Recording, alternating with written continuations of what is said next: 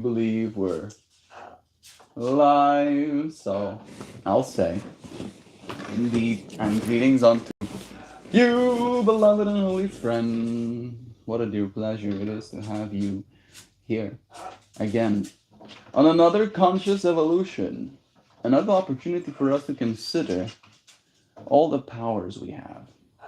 I had some dreams last night that had powers. Among one of my powers was some sort of gadget that I was wearing. And then when I woke up this morning by my watch buzzing me, like there was an overlap between my dream and my reality. Because I was like tapping this watch in my waking life, but I was still kind of in the dream space, and I was tapping my watch in the dream space as well. And it impressed upon me that I have powers. Yes. And I want to talk about that because all of us technically do have powers. I'd like to think. I think all of us have different types of powers.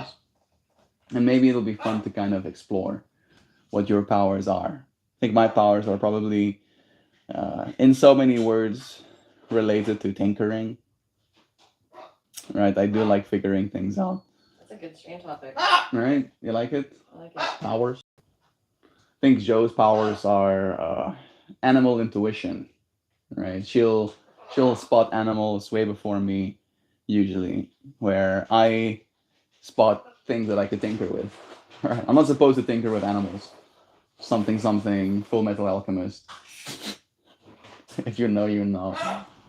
That movie scared me straight. What movie? Full Metal Alchemist. I never saw it. Yeah, there was a scene. There was a scene where there was too much tinkering. I'll just say, it was very cursed. Very, very, very cursed. Extremely cursed. I think probably one of the most cursed moments in anime history. It's like one of those things where, I like, didn't start watching. Like, are you talking about the movie or the show? the show. I think I remember that it was like a live action movie as I well, think right? there was a movie, yeah. Look at these two. Say hi. Look at these two powered individuals. Oh, he's not worried about saying hi.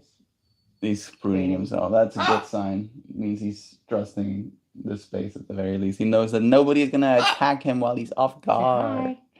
Say Nobody's gonna attack him. Can you say hi? He's like, no, I'm licking your ears. I'm licking your ears right now. You wanna give me a kiss? A curious topic comes up within a minute of the stream opening up. And I'm not the one responsible For it. Feels good, man. Yeah. Tinkering and powers, right? Like if this world did have like Full Metal Alchemist kind of rules, would you be one of the people that practices alchemy, right? If this world did suddenly come out with some sort of superpower serum, would you take it? That's the question. My superpowers is lateral thinking, Daryl says, that branches into fully formed scenarios. My super weakness is indecisiveness, paralysis by analysis, so to speak. If you think long enough about anything, you'll find a reason not to do it. Daryl, I think I relate. I do relate to that power. Lateral thinking that branches into fully formed scenarios. The way I articulate that in my mind is fractal thinking, right? Which is almost the same thing that you said, right? Thinking in fractals, and then each of those, like you start from an assumption usually, right? Like, what if I had powers?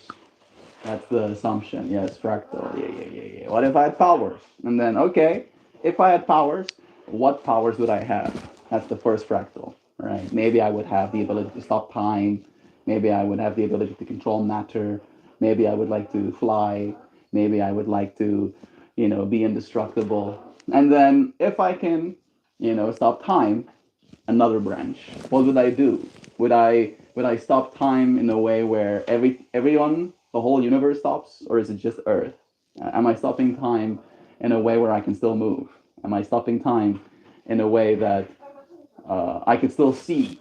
Because how does light travel in a place where there's no time, right? And then we can keep going down that rabbit hole. Fractal thinking. I do think that that's one of my superpowers too, Daryl. Very cool. I would have not thought about that one if you hadn't suggested. But that is also a power that we have. Give me more. Give me more. What other powers do we have?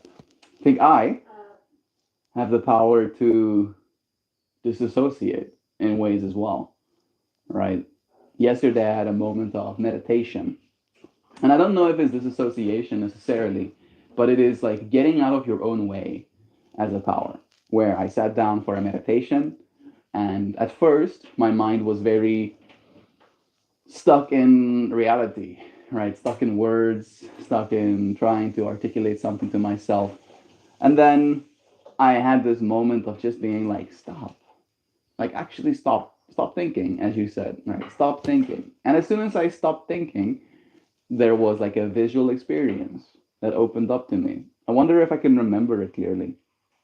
Is it the one with the little boy with the hat? Yes, thank you. That was how it started. Yeah. So I'll tell this story. Like I sat down yesterday for a meditation, mind busy, talking, talking, talking, and then I'm like, stop. And then I go into, I disassociate from my speaking mind, right? And I go into just my feeling mind, my observer mind. And then the first thing that I see is like a small spot in my field of vision speeding towards me. And the closer it gets, the more I can distinguish details. And I realize that it's a little cartoon boy, all right, with a big ass head. Not that big, but like proportionally too big for his body. Small little body. And he's like speeding. He's like running super fast, all right? And as he's running past me, I can see his hair push back, and he has a beanie on his head. And as he speeds past me, my third eye follows him. Right? He cannot speed away from me, kind of thing, because I'm following him with the safe speed. And then I realize that his hair is being blown back with how fast he's going, but his little beanie is still on his head. And I'm like, wow, it's impressive that that beanie doesn't go flying off of his head. And then as soon as I have the thought, off flies the beanie, flies into sky, and it flies so fast that again my mind starts asking questions where it's like that beanie is flying too fast for the amount of momentum that that kid was holding, right? And then as soon as I have that thought, it goes from like a beanie, like the rounded beanie flying in this direction, to being a little UFO. And during this whole experience, it's almost like I can see sketch lines underneath what it is I'm looking at, right? Like there's like rough sketches, and then after the rough sketch, an image or animation was put on top of those rough sketches. And I can still see the rough sketch underneath the main animation. And as soon as I'm like, I can see the sketches underneath the main animation of the spaceship as well as it's moving through the air, it speeds up. And as it speeds up, I'm chasing it. And as I chase it, there forms this wormhole. And then there's just me in the spirals of my experience. I think that's also one of my powers.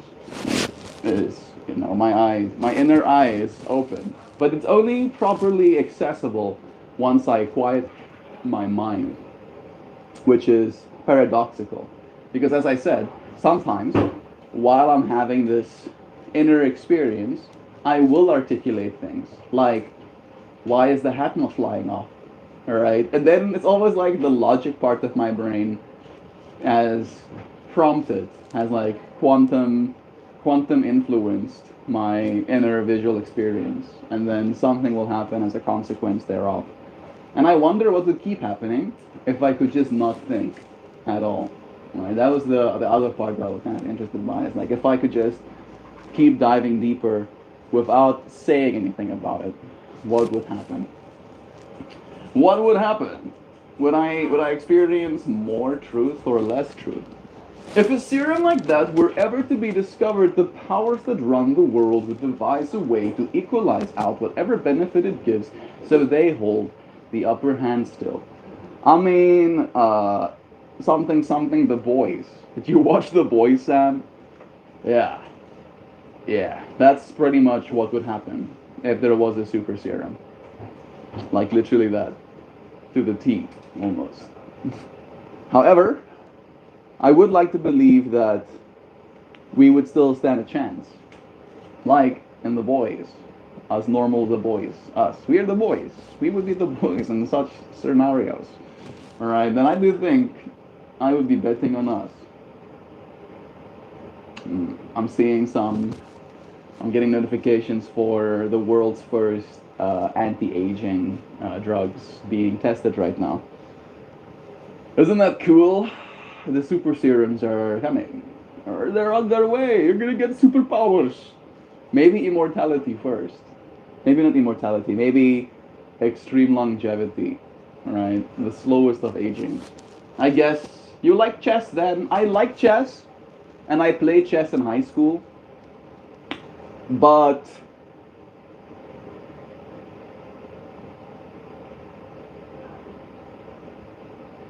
it was never my thing. It lends itself well to our way of thinking. I was playing well, right? And I only started playing when I was like 14, so I didn't have all. And I did play with my dad before that, so I knew how to play chess. But I felt like my peers were way better than me experientially, right? And I would play with them, and they would tell me that I'm a good player, that I make moves that are hard to predict and good at the same time. And I think like that's almost like where it stopped for me. I was like, oh, okay, I can, but I don't think I want to. There was also definitely like a social stigma at that point in my life where the chess team was the losers. Chess wasn't as cool then as it is today. So I feel like that was definitely almost like a bigger influencer than anything. I don't want to be a nerd. I don't want to be one of the nerds. I was already one of the nerds. I was already one of the computer geeks, right? To the point where teachers would send students to my class to come and fetch me to help them with their computer problems. All right, so I was already there was a stigma about me being a geek, and then playing chess. I don't think was like an extra good look. I can also remember the way I would dress. I would like wear a pullover with my little school shirt and my tie and my high pulled socks. Seeing myself, I want to bully myself. In my mind, so I'm like, yeah, I should pick on this myself a little bit. Ryan Reynolds, is that you? I look like Ryan Reynolds to you? I'll take that. That's a compliment. What other powers do you have? Something tells me that being a super bitch is not actually relevant here. I mean, depending on how you use your superpowers, how does being a super bitch help? Right? It helps me by maintaining the sanctity of my experience. Yeah, so I'm like that to someone trying to shoot me some shit. Like, actually, I'm gonna go bish mode. Like when you said yesterday, Joe mowed the yard yesterday, and she sent the message, this bish mode, the lawn, right? But I heard bish mode, as in like a mode that you're in. You bish mode, the lawn. You just like went bish mode, and then the lawn suddenly got scalped. That's what I imagine, right? So maybe you have bish mode, right? And then it gives you the power to do something. I would like some coffee. That'd be nice. Joe is having fun with the burb in the other room. Bro, suppose you are at the point.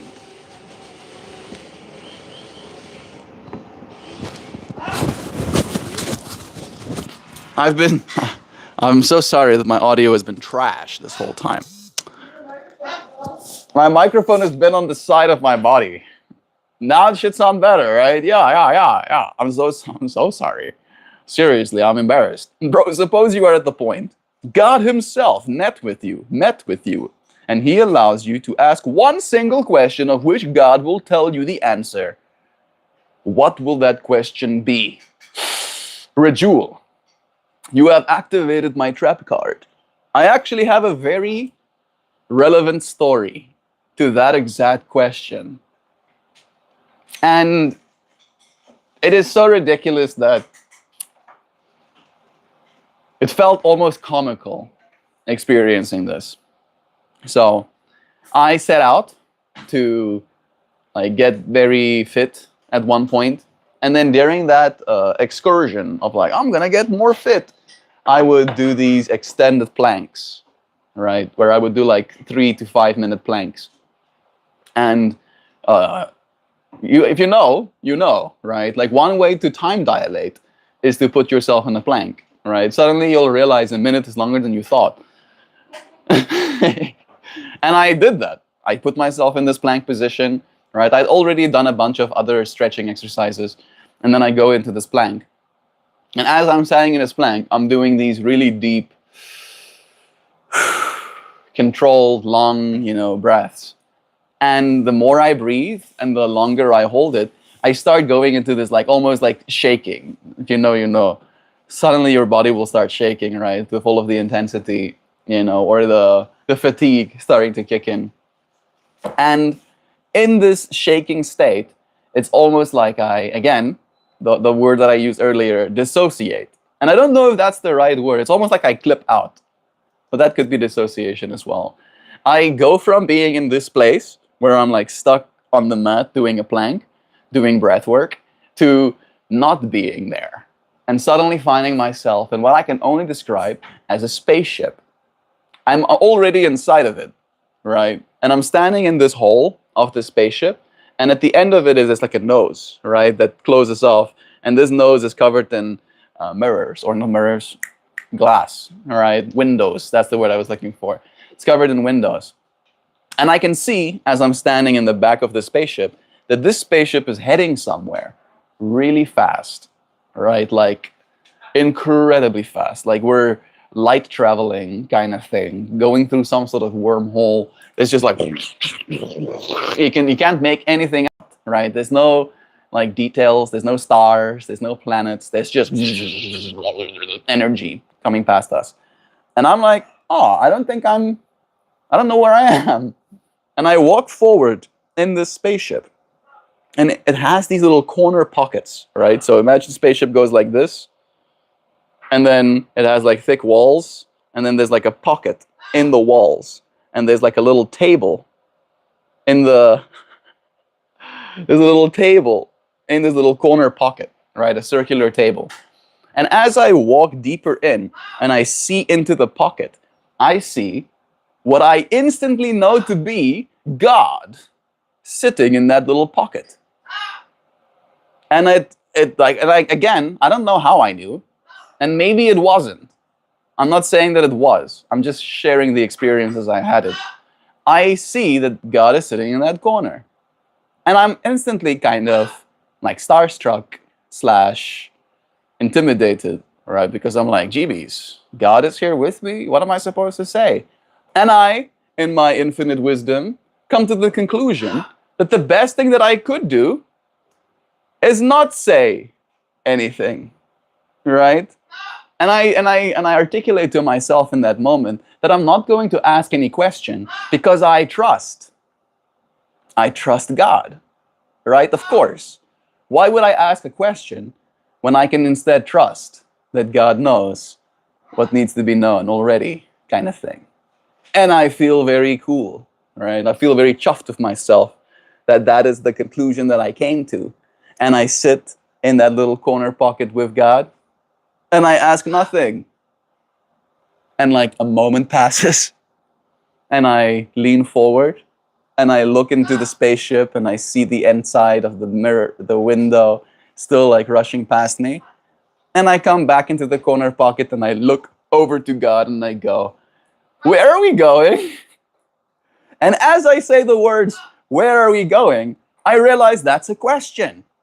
I realize that I just did the opposite of what I said I wanted to do, right? Not ask any questions. And there's almost like this giggle, this energy of giggle that erupts in the spaceship, right? And me realizing that I have asked a question 10 seconds after I was very cool about not asking any questions. And secondly, I get an answer to where it is we're going. And the answer is, you are already here. I'm getting goosebumps. Look at that. You can see the goosebumps. It messed with me in that moment. I was like, what? What? I was like, yeah, of course. But also, what? Right? And like, that was one of the craziest, completely sober, might I add, experience that I've had as well. Just breath work and physical exertion. Huh? I was in a plank, yeah. I was the spaceship, maybe. Maybe I was the spaceship or something. But that was wild to me, right? Asking the question, where are we going? And being told by God Himself, you are already here. You are already here. Welcome. God has brought you here. That's where you were supposed to be. And I still have a hard time fully absorbing that lesson. But that's the question that I asked, Ritual. I asked, where are we going? That would be, and again, if I had to ask God today, I'd probably ask a very similar question. It's like, hey, what's happening? Where are we going?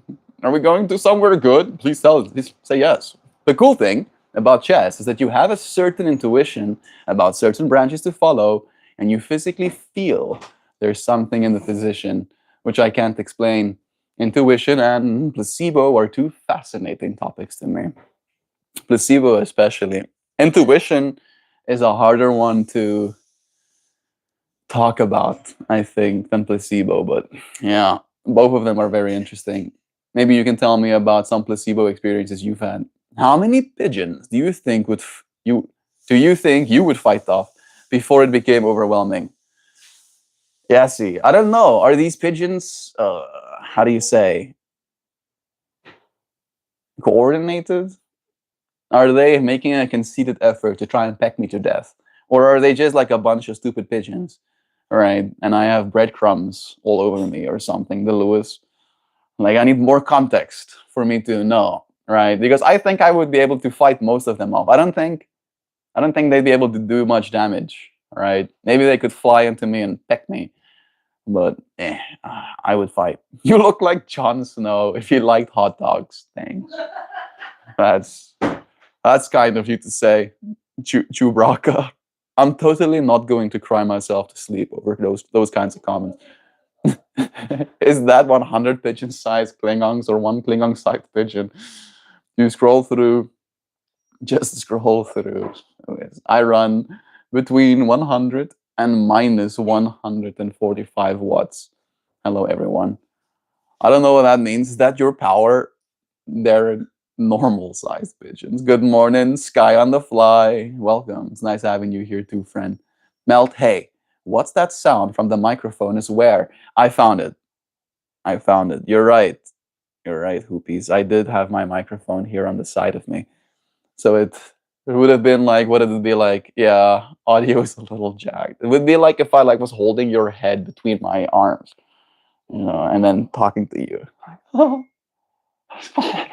Sorry. What do you look like? Why do you look like you would host the How to Pick Up Girls course? I'm not trying to be rude, by the way. The Lewis, uh, I would actually be great at giving such a course because it's really easy picking up women. All you do is get behind them and then lift them off the ground.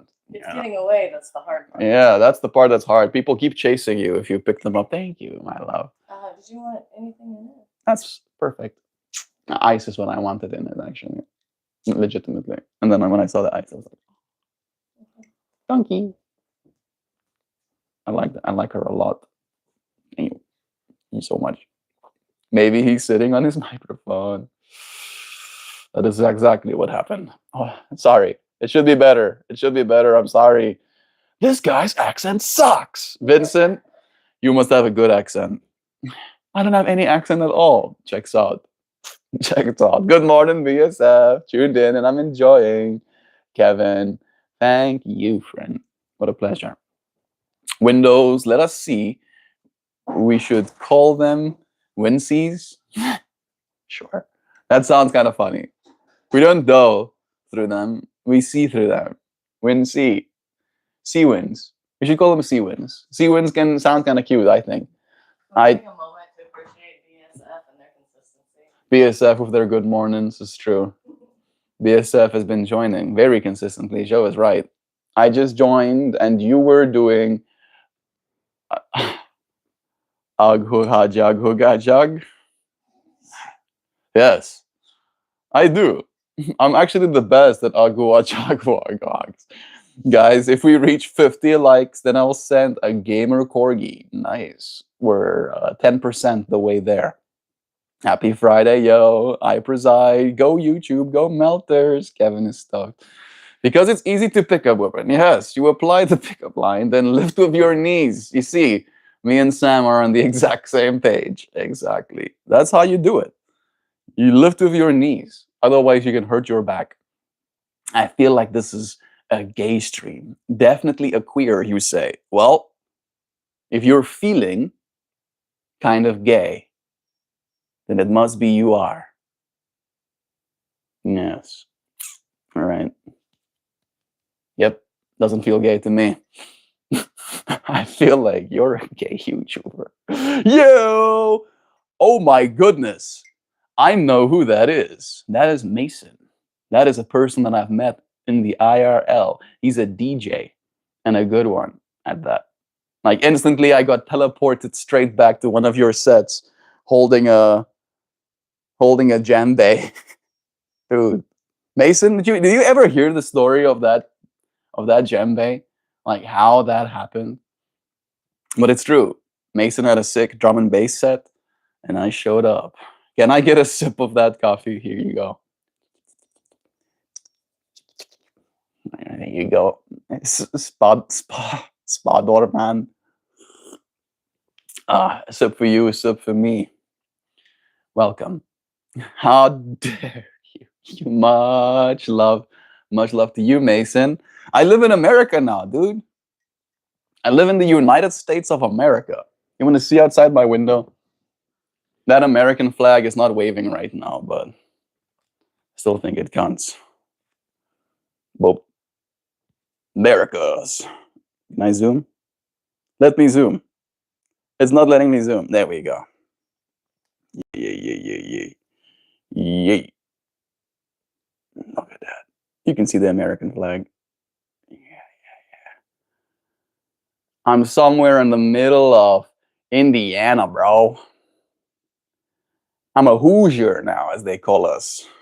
But as the community has affectionately dubbed me, and I keep pretending that it's the whole community, I'm now Hoosier Daddy. That's the new line. Yep. I only respond to Hoosier Daddy. Thank you, bro. You're welcome, Spider-Man. How dare you get your own coffee? Hiss.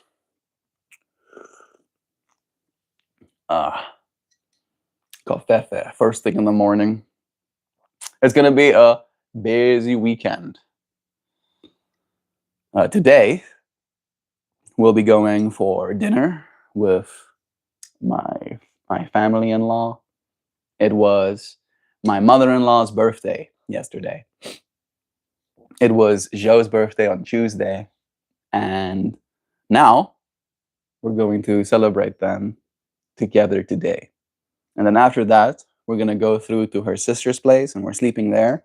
And then tomorrow morning, we're gonna be doing some sort of charity event where you pay $20, and then you get to climb firefighter ladders. I think that's the situation. Gonna climb some firefighter ladders. And I do look forward to that. Even though it is going to probably be a lot of chaos. So much busyness in moments like that. You know, being around a bunch of people. Thank goodness I have all of my festival training.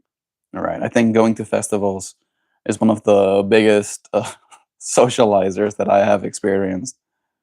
Hey, telepathic wheelchair control. Very rude question. How old are you? I don't think it's that rude. Very silly retort. Guess. Right? I just chopped off at least 5 years of my age by asking you to guess. How old do you think I am? How old do you think I am? Hmm? First tell me how old you think I am. Then I'll say I'm in the USA. I'll tell you. Oh, I promise. I'll promise. I'll promise you. I'll tell you. Are you going to climb that ladder in your flip-flops? You know, I was going to, Nancy, until you said something, and I instantly realized that I probably shouldn't. I should probably take myself some Takis. Sneakers? No. What do you call them?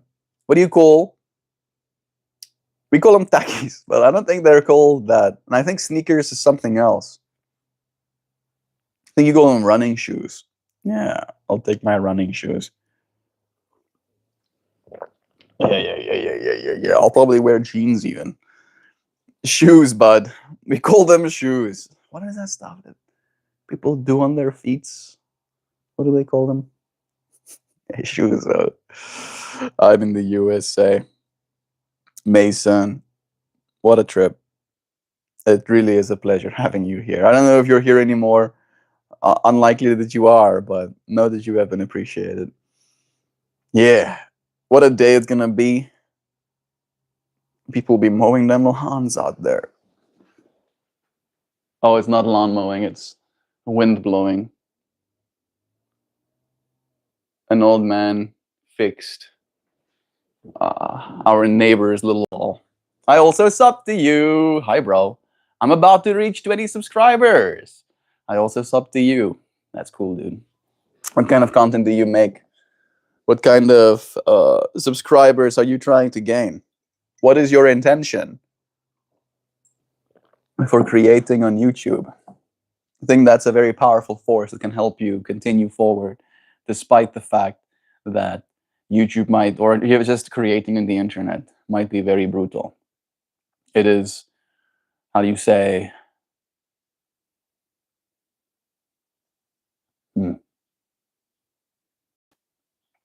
specific word I'm looking for.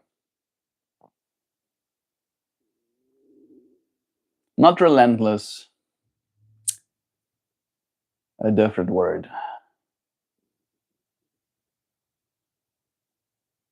Huh.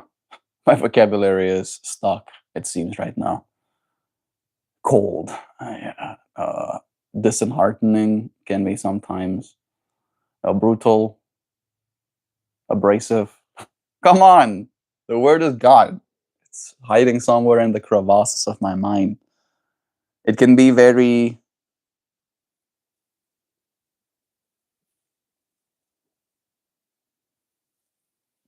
hard.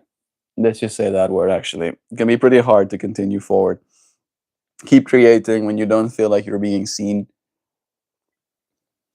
And as a result, it is sheer willpower that will get you there. Serial Ducky, that's a cute name. We got Pseudo Magics.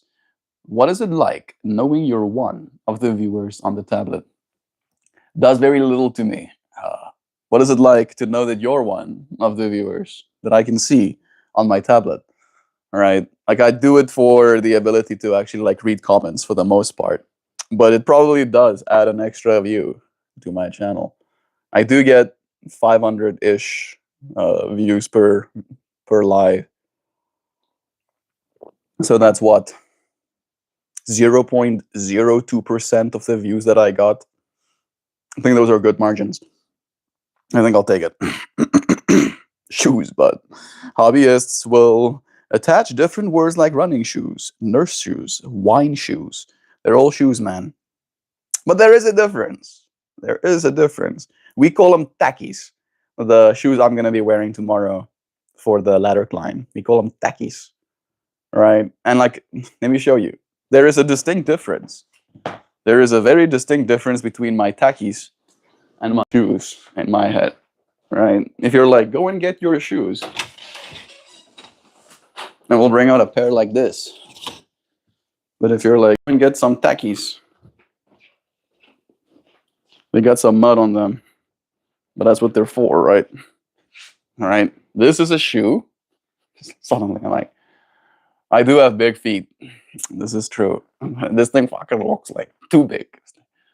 So my feet is not that big, I promise. All right. This is horrifying. All right. This is a shoe. And got some ankle support. And then this is a tacky. All right. A running shoe, as you Americans say. Yeah. So I'm probably going to be wearing the black one. I don't think I need that much ankle support when I'm climbing ladders.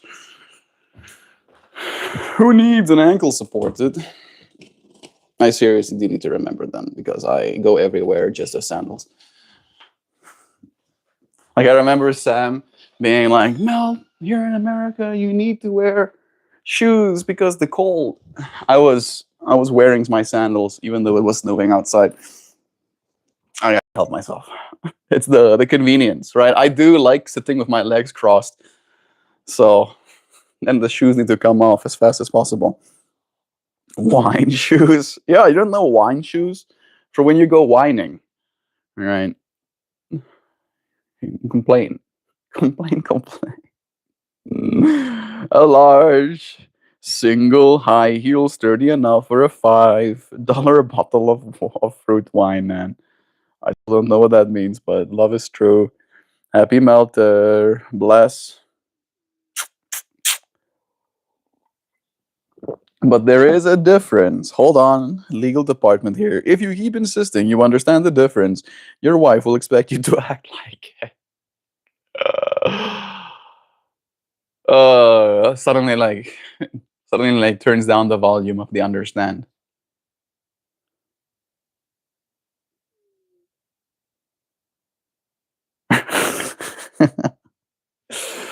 Yeah. It's true. Joe is home again today. She didn't go to work. I don't think so. Joe?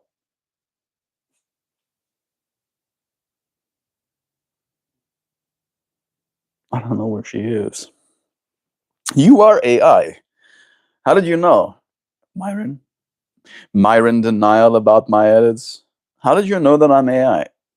I do exist in a flesh body, but I am AI.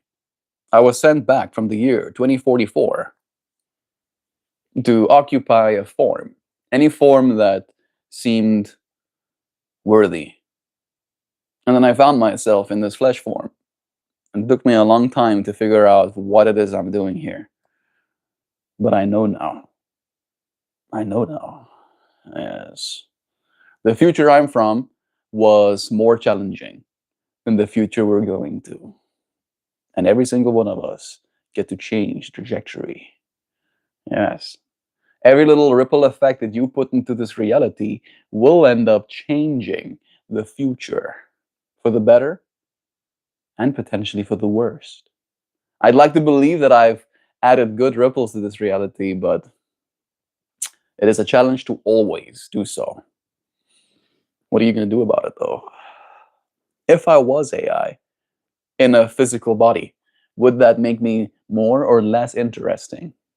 If I was AI, I do at the very least think I would be more interesting, right? At least if I was an AI to the way where all of my parameters weren't trimmed.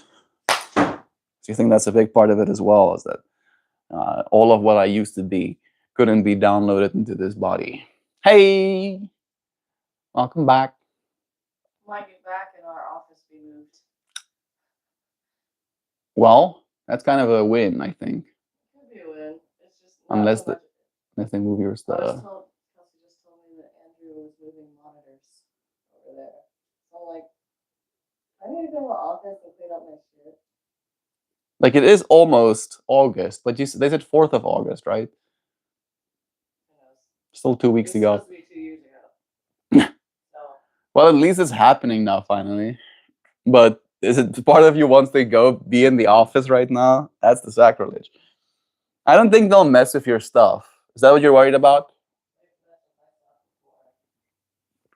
Did you plant a bunch of sticky ricin tape all over your stuff this time? not this time. You know what ricin is? It's an extremely dangerous poison. Very dangerous. How do you know that? Because I watched Breaking Bad. That's the only reason. That's the only reason.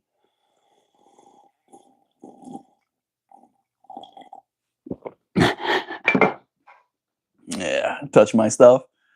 Die. There's a scene from Rick and Morty where that guy walks up to him and then touches him and then just like drops down to the floor dead. And he goes, "He just touched you. He died." He was like, "Yeah." It's like, "You could have just knocked him out." He goes, "Everybody wants to be knocked out. Nobody wants to be dead. What kind of death? What kind of death was that? Instant. Instant.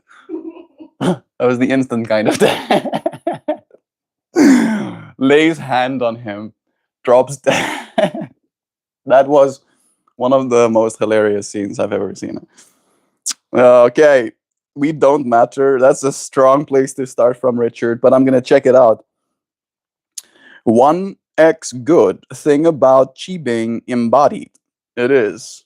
It is one of the good things. Sam, I have heard of, but not wine shoes. Mm. Yeah, I haven't heard of those, Manshi. I must be rubbing shoulders with the wrong people, right? Think I want to know more. There's only darkness in the end. We like to pretend we matter, but we don't. We all just close our eyes and disappear, and that's it forever. The cold, unrelenting, and endless darkness. We don't matter. Everything and everyone you know will disappear and turn to dust, and then into nothingness. We simply cease to exist. There's. Relax. Hey. Hey, look here. Hey. Hey. It's gonna be okay. Even if everything you said was true, and I can't say that it isn't, because who am I to say that I know? Even if it's true. More certain than that, though. Uh-huh. The placebo effect. There you go. Yeah. So, The more you believe that that's the case, the more your body, mind, and spirit will adjust, will adapt to that being the case. And again, if you're using this existential dread you're going through to make sure that you live your life fully, that you actually go and reach out to your mom, right? Tell her that you love her, reach out to your friends, make sure that that relationship remains intact, that's absurd. right? That's absurdism. Why would I do that when I'm gonna die? I'm saying that's absurdism, like you're living it to your fullest. Exactly. Yeah. Have some fun with it. If it's all for naught, then you're free. You are truly one of the most free people ever, and believe that. Live into it like that. Aww. Sam, I love again. Jon Snow lost it. Jon Snow died, and I remain alive. Yes. Yes. Yes, we are all scientifically proven to be AI. I don't know about that. But technically, I do like to believe that we are a kind of artificial intelligence. I do think we are intelligent, right? Just baseline. But because of all of the external sources, all of our teachers, all of our books, all of our articles on our phones, every video that you've watched, every manana, keep going, that's a lot of artificial stuff that has shaped our intelligence, right? So in that way, there's a kind of artificialness to our intelligence. But I don't think we're AI strictly, right? I think we're more agents than AIs, right? And there's like a small difference, a small difference. The part of it is the singular observer, right? I don't know that an AI has a singular observer, right? And like the more you look into what's happening in the AI world right now, the more concerning it is, right? Like OpenAI's internal model escaped and then copied itself onto or started utilizing Hugging Face servers, ran software in like a bunch of sandboxes. Oh, starts internally screaming. Well, we live in a wacky world, that I can say. And I find it pretty exciting, right? It might not mean anything, but it is exciting. I'm very excited. And that's what you need to lean into, bro. Richard Wilkins, lean into the excitement, right? If nothing matters, if we don't matter, then everything matters, right? Either nothing matters or everything matters, right? And what you believe is a matter of perspective. Where are you pointing yourself, right? Where you point yourself, you will go. Or maybe nothing matters and everything matters, and it's your choice to decide which one's which. Mm. Yes. Everything matters because nothing matters. Nothing matters because everything matters. Right? Like, that's the same thing, just said two different ways. And it's your responsibility to choose what you believe.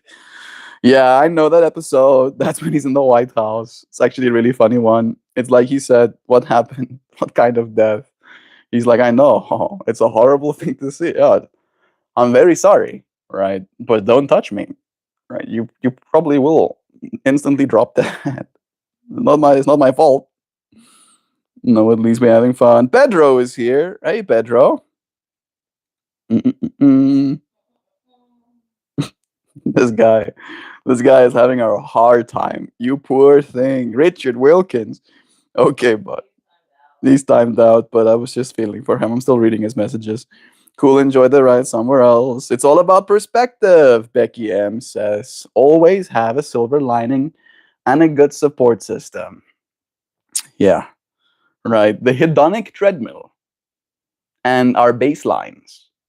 There's a Harvard professor that talked about, she had a psychology class that goes, if you are so intelligent, why do you do things that don't make you happy? Right? Or why is it you can't figure out what to do to make you happy? Right? And then she has this whole seminar slash college class on that, where she sees our current conditioning by society to try and make more money, get more stuff, have more status, have this or the other partner, all right, believing that those are going to be the things that bring you happiness, all right. It doesn't. It's bad software that you're running, because that's not what makes people happy. That's not the things our evolutionary pressures uh, shaped, right? What our evolutionary pressures did shape is our connection to one another, right? To our ability to savor an experience. That if you don't savor an experience, you forget about it. You can experience with your brain something ultimately good, but if you're not present with that experience, apparently for at least 10 seconds, it's not written to your memory. So it's like you experienced the good stuff, but you didn't get the benefit thereof, right? And so in that way, I feel like it's very doable. It's very doable for us to have a better life going forward. But it is a matter of, as you said, Becky M, having a good support system. That's one of the other things that they also said, that more money, more status, more stuff rarely makes a person happy, but more connection, more savoring, more gratitude actually Gratitude does. is the antidote to Mhm. And dissatisfaction. also mindful gratitude, not just like, oh, I'm grateful. You have to actually be like locking in, engaging your brain, s- like Like articulate even noticing what it feels like to feel grateful, like bringing awareness to the feeling of feeling grateful, that. And apparently articulation, I don't know if you noticed like yesterday. naming it. Yeah, like I read that article, and after I finished it, I came straight to you and I went, thank you for cutting the grass, right? There's like a tiered system. It's like, acknowledge the person for exactly what it is they did and how it affects you, right? And I came to you and I thank you for cutting the grass. That means I won't have to do it, saving me the effort, right? And in that way, it's like you're grounding yourself into the reality of what was done, right? I can just be like, thanks, and that will still be a thanks, but articulating the fact that it is what that what you did is affecting me directly adds more like nuance in your brain and to the brain of the other person as well. Mm. Yeah, Support definitely. systems. Yeah, the support feedback, like a positive feedback loop kind of thing. Finding people who do that as well, or like an accountability buddy, having Mm, somebody around that's like, has the same goal of like raising gratitude for a thing. yeah, I feel like maybe we should have like a little gratitude exercise in this space. Even Noodle is very independent. He likes chilling by himself. I think he thought I pushed him away. She was calling you closer. I mean, he's going straight back to licking his own feet. So I think he's very occupied. Like, I got a But job. he's like, oh, she does want me to be next to her. I gave him some scritches this morning too. He almost seemed shocked. It's like, wow, what's happening? What's happening right now? It's all about perspective. True. We can all dance around the we're going to die may fall. Exactly. Yeah. Thank you, Nancy. Exactly. Also, hi from New Zealand. Hello, Becky M. It's nice having you here with us. Mm. Truth, please, no proselytizing here. And if you're going to participate in the chat, try not to sound like a parrot. We've That had would enough be of those. appreciated. Yeah. Singular Observer was my nickname in high school. You too, Pedro. Try something more original. Better to just do a backflip on a unicycle. Doing backflips on a unicycle is harder than it seems. I would imagine it would seem very hard. Yeah, I do have a unicycle. Nancy is right. Yours is like, Decommissioned right well, it's now. not only decommissioned, but it's like 60 pounds. It is 66 pounds. Yeah. Doing a backflip of 66 pounds strapped to your feet is, how do you say, a bad idea. Mia, Whitney, try and keep it on the Hey, ground. Whoopi. Hi, Becky. Hi, Nancy. How is New Zealand these days? I have a friend from New Zealand, and he actually sent me a message. I need to reply to him. His name is Arman. Being a melter is close to being in a Bible study. I bet, Mr. Meltmore, you've ever thought about being a preacher. My dad, like, prays aggressively But one day. that I'll be a preacher one day. Please, please, God, make him find the right way, please. You think he prays Oh, he told me. that you'll be a preacher? He's told me. He's Literally. like, he's good Not storytelling. only has he told me that he wants me to be a preacher, but he thinks I'm going to be such a great preacher because I used to not believe in the gospel.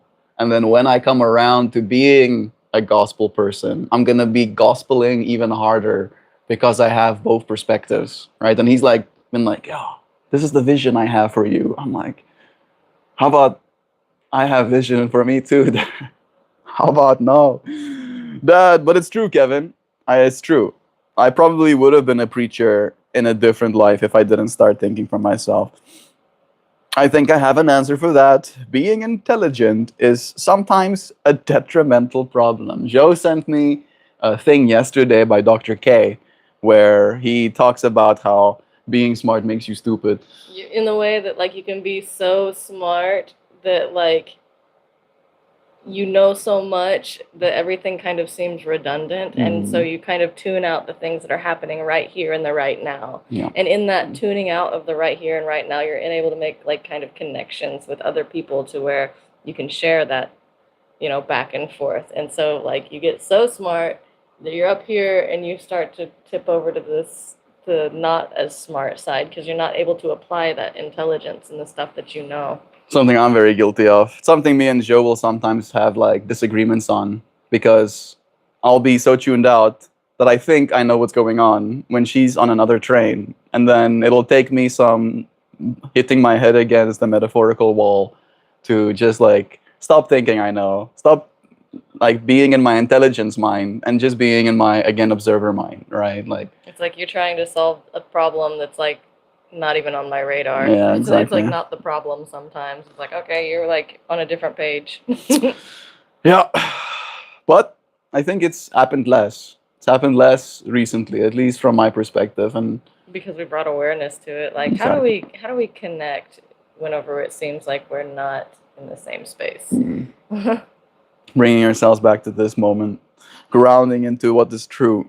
Hi, Jovan. Hi, Nan. Hi, Sam. Hi, person. Not more happy. Hey, hoops. Thank you for blessing all of our friends with your highs. Ignorance is bliss. Becky M. Your presence has been appreciated, Becky. Thank you for joining us. Have brain. Must articulate. Must. Yeah. I'll let you read that one. Yeah, like we were kind of talking about earlier. The only meaning in life, I'm guessing is what you meant, is what you make it. So it's important that you make it the good Mhm. one. I'm speaking from a place of privilege, of course. Yeah, I think all of us have our own individual privileges, right? I think no one person's life is any easier or any harder than another's. And I think that's a very bad thing to say because like there's people literally starving, right? People being bombed kind of thing on planet Earth right now as well. But on an individual level, every single person will have a challenge, right? Every single person will be expected to consciously evolve. That's kind of the way I see it, right? One person's, I often like to say one person's challenge does not negate the others. Like Yeah. everybody does have their own set of challenges. And in that way, like what the word challenge means to you might be completely different to what the word challenge means to somebody else. But Yeah. they're not one to one. You can't compare them. There is no comparison because Exactly. reality itself is relative. Like your reality is relative to your experience. You have this like this spectrum of what like good over here, like this is the best thing to ever happen and this is the worst thing to ever happen, this is the best I've ever felt and this is the worst that I've ever have felt, and everything exists in between that frame of relativity for you, and it's different for every single person. Yeah. I grew up in Africa, and my dad would sometimes take us into the real Africa, right? Yeah, right. South Africa is like Africa light, and then the deeper you go up, the more Africa plus it gets. And we went to Mozambique, and it's like a very poor, like coastal kind of country. And we are driving essentially to the place that we're going to stay at, and suddenly little kids are like literally running up to the car and jumping on the car and holding onto the car's like wiper, and like it was wild to see. But as they're doing this, there's no threat in me because I can see they don't mean any harm. They're not malicious. They have like They're the just biggest, hopeful. they have the biggest smiles on their faces ever, right? Because they're so grateful that They have this company. they have company, they have Nice. like this resource coming into their world right now. And then we roll our windows down and they go, sweeties, sweeties, sweeties. Like they're just asking for candy. They want candy because they don't have access to stuff like that, right? And we give them candy. And like again, something that we have extra of in our car, just giving this what like some cents worth of value to another person. The amount of joy that I saw in those kids' like faces and like expression, I was like, why can't I? Why am I? Right? Because again, I at that point, like especially at that point, was not a cool kid. I was just like a complaining ass, whiny ass, like child, right? And then I see these other kids, freaking like their clothing is in tatters. They're holding on to a vehicle. They're running in the sand. Like okay, Barefoot, probably. barefoot, yes, barefoot, just happy to get a piece of candy, right? And I feel like that really kind of like shook my frame of reference as well of uh, what we, because again, The meaning of life. the meaning of life and the enjoyment we can extract from it, right? Because again, I did grow up in a privileged way, and in comparison, they didn't grow up nearly like freaking leagues, not as privileged as I did, and yet the amount of joy that they held in their hearts, I felt at that point in my life was higher than the joy I was holding, right? So maybe that's one thing to say as well. It's not just about the privilege, it is about the, as How you you said, apply it. the meaning you apply to life, right? Like Mm. I feel like in the African countries especially, community is the thing that's of the utmost importance, right? Like they really have that down because they have to, right? They don't have the same level of resources to be independent.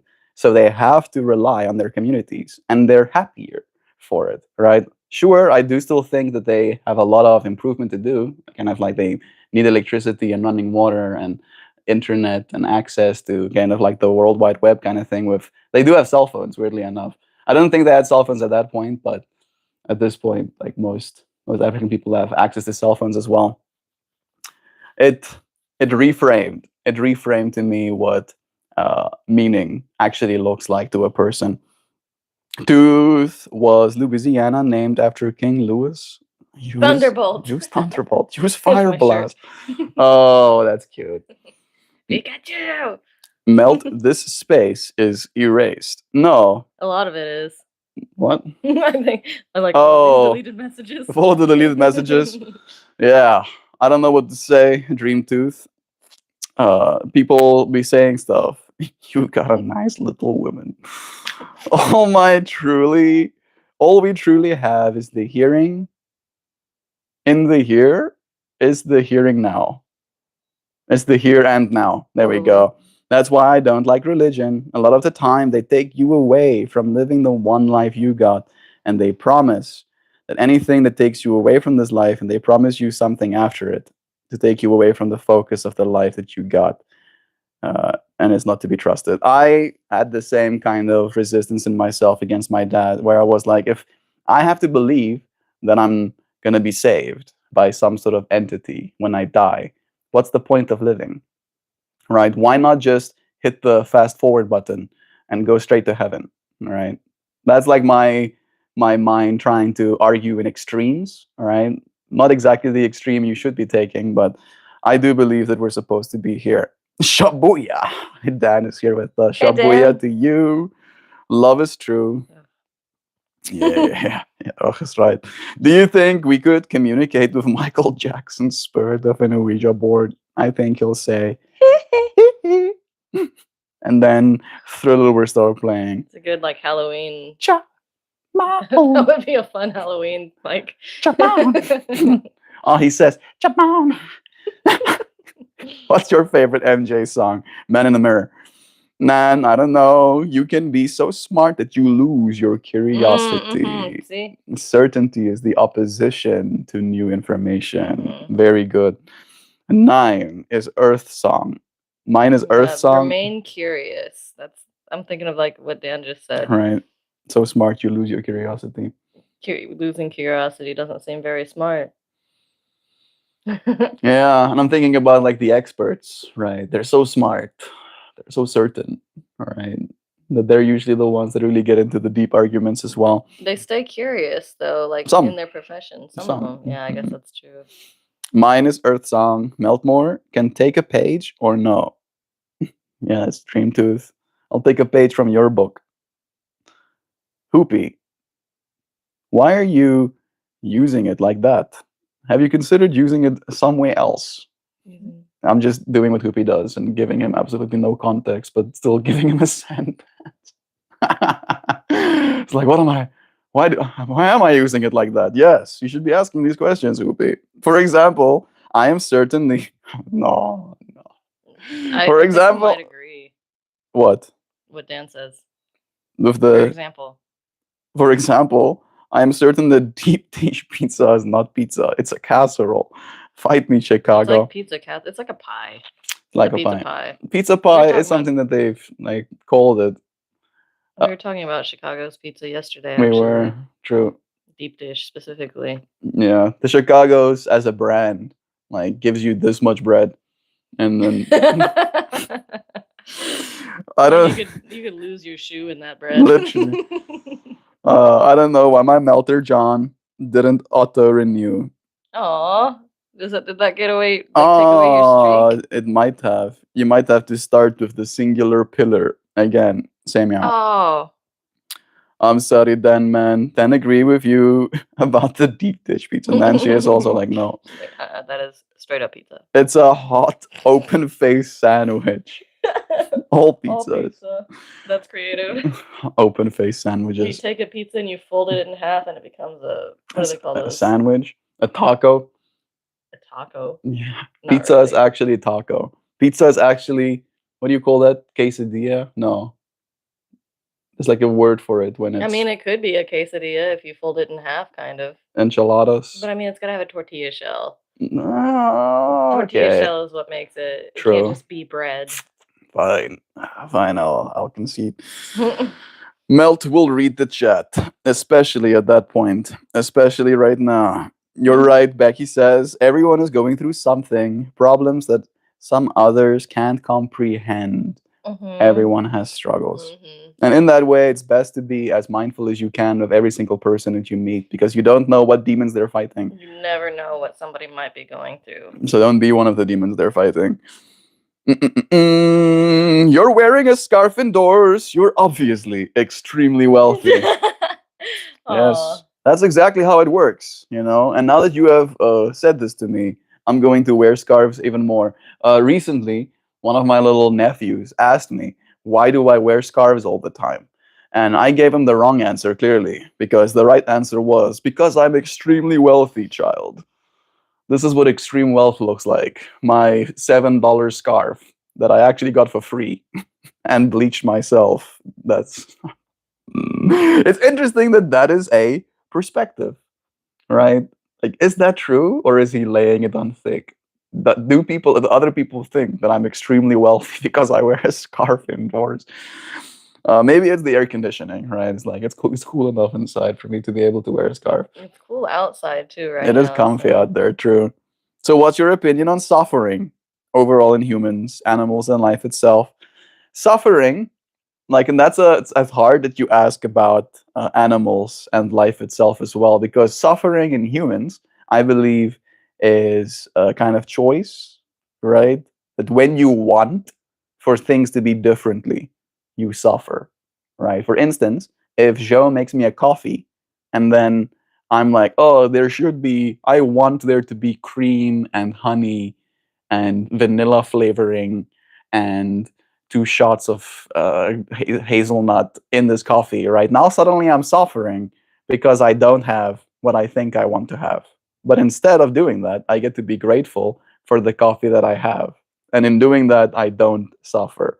Right? I think that's a little bit of a crude example, but that's the way that I see it. Is that whatever life state that you find yourself within right now, wanting for it to be differently is the suffering, not the actual struggles that you might go through, right? Because again, a struggle, you might go through something difficult right now. Maybe you're going through the most difficult time in your life. And then if you can not want for it to be different, you can grow from this experience that ends up being one of the most formative things in your life. Maybe you end up getting hired to a position because you've experienced that unique struggle. Maybe you get to help a person that otherwise doesn't feel seen or heard or understood by anyone else because you've been through a similar struggle.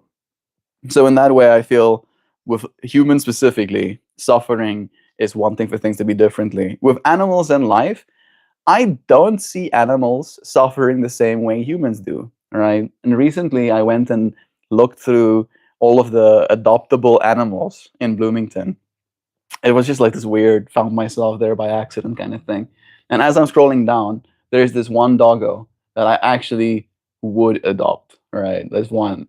And I click, no, we're not adopting yeah, I was dogs. gonna Yeah, say. but I would. If I would, I would adopt that one. But we're not because we already have a dog. All right, and having one dog is enough. Uh, I see this little dog and it has the cutest little dog smile. And I click on its like little photo and I read its description. What was his And name? it was like Jackie or something like that. Oh. It was like a type of fox terrier kind of doggo. I can't remember the name exactly, but it recently had its back leg amputated. So it's a Oh, had three three legs. Lego doggo.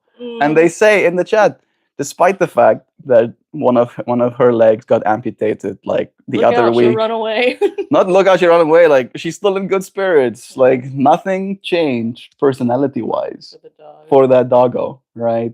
And like losing a whole leg and still your soul is not suffering, right? The fact that you don't have a leg. I don't think dogs do want for things to be differently They in just that same are way. here and now. Mm. Like I remember in my yoga class, my yoga teacher training, one of the, you know, teachers talking about how like animals seem to be like constantly meditating. They're always in the here and now. They don't have the foresight or the, they don't, as far as we know, practice foresight or know much about foresight. You don't see, I don't know. I don't know if that's true. I'm not an animal expert, but like it does seem like animals are, especially the non-domesticated animals, are in this state of here and now, and that's Mm. it. That's what it seems like. Yeah, like watching a I don't little know. Burby just do its thing. It doesn't seem like it's very deliberate or planning its next move. It's just like, oh, there's a bug there. Okay, I'm gonna go check that bug out. Oh, I'm gonna. It might be planning its next move, but it's so just like enveloped in like what it is that it's doing here and now to get that next move thing done that it's not like deliberating. Mm, it's not stuck in I its don't own know if head. that's true. I Would don't be know if cool that's true. to properly know, right? Have more information on them as well. So yeah, there it is. I think suffering can be mitigated by not wanting for it to be different. All right, and there's like old school Stoic philosophy as well by Epictetus that goes, "Do not want for things to be as you want them to be, but want for things to be as they are." You know, that will reduce your suffering as well. Can you do an impression of a white guy? Hey, I got money and power, and I'm controlling the world. Boom. My impression of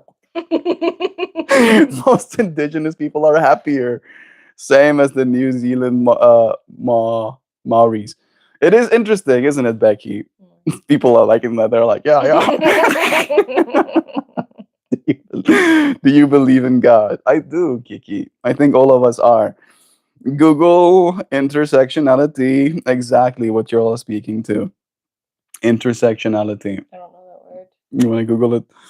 Just Oh, honestly, that's watch fine. Asman's African train ride. I fell to my knees in gratitude for what I have. I don't know exactly what you're talking about, a prairie, but yeah, gratitude is what we need to do. Worship him, you stupid. You see, Kiki, I've just told you that I do believe in God, and then before you even heard what I had to say, you chose to say, worship him, you stupid. Like, unless you want to drive more people away from your religion. Yeah, right. I think insulting somebody is gonna like push them on the other. Yeah, actually, no, I'm going to worship Satan because of you. Yeah. Thanks, Kiki. Satan just gained a new soldier. Yeah, that's why I had a lot of religion. Sewer slide is bad and will stop you from getting into the place because they didn't put that clause there that people would do that more, just like you said. Oh, absolutely, bro. Absolutely. They were like, yeah, also dying like that sends you to hell, also, just so you know. Mm. You look like the guy from Jurassic Park. Me and Joe had like, We just talked about we Jurassic talked a Park lot about the graphic yesterday. design of Jurassic Park and stuff. Now we wait. The real Skippy Jones. I'm trying to get through chat. I'm coming. If you're new here, subscribe. Double tap the screen to automatically like. Thank you for joining us. It's nice having you here. I try to read all of your messages. I promise. No, Joe, don't you dare. We have a pizza pie, and it's here in Brooklyn. Like, that is pizza casserole, not pizza pie. There is There's a fine difference. line between what is pizza pie and what is. We got Yellowbee joining us again. Welcome. I'm wondering if the age level in this stream is younger these days. I think Yeah, I think it absolutely. feels like it. We got a lot more youngins, being rowdy in this space. Even though I do have it specifically set as not for children, they'll make their ways in here. The internet is open. When I click renew, it says something went wrong. Yeah, I'm starting to think that something might be Oh no. around. Oh no. Uh, fucking people. Hello, how are you? Nikita! Calzone. It's been a while. Sorry. Calzone is the folded over pizza. Nikita Kumari. Nikita Kumari, I'm doing well. How are you doing, friend? It's nice having you here with us. Calzone is what it's called when you take a pizza and you make it into a sandwich. I've had, I think, 2 calzones in my life, and Pretty pizza-y. they were piping hot. Yeah, they're always hot. It's so hot inside there. Lava inside that freaking shell. These are always funny topics. Deep dish pizza is. It a pizza is a hot dog a sandwich. Such funny Yeah, is questions. a hot dog a sandwich? And in that case, is a hot dog an American taco? You got meat inside the bread? I don't know. I was okay with hot dog as a sandwich, but Is cereal soup? I need to. The litmus test is, what is existential despair? What is existential despair? If we cannot answer, Nan, they are too young to be here. Yeah, send a little kid into an existential crisis. Just like, yeah, you're gonna live forever. Start screaming. You're really boring. Yeah, the Blue Baron. You're so interesting, right? If that's as much as you have to say. Thanks for joining us. Combat, I can prove scientifically that deep dish casserole is not pizza. And As I can do it in a Brooklyn accent. Then leave. Yeah, deep dish pizza is unnatural. They leave the sauce exposed like some kind of sauce woman of the night there on display for everyone to see, showing her sauce ankles to all of us. So if you suffer because you have cancer, that's a choice. If you want for things to be differently, here's the thing. you Read the suffer. yeah. Because some people I've like seen like little kids that are literally dying of cancer, not suffering it, right? I've seen that. And also, they have done studies where they give people that are terminally ill of cancer, they know they're going to die soon. They give them high dose of psilocybin and then they make peace. They make peace with dying. Never mind even make peace with having cancer. They make peace with the fact that they're going to die, right? And they have peace in their hearts in that, right? That's the opposite of suffering. The opposite of suffering isn't happy chappy, everything is the best ever. The opposite of suffering is peace, Yeah. contentment. What I was gonna say is I think that cancer is the condition. Mm, The suffering is how you deal with it. To say one is suffering from cancer, if you just go ahead and say that if you have cancer that you're suffering, that's pretty like what's the word that I'm looking for? Like inconsiderate. Because somebody might be like, "Yeah, I have cancer, but I'm not suffering." So how that's not fair for you just to go ahead and just project that I'm suffering. It might not feel good. It might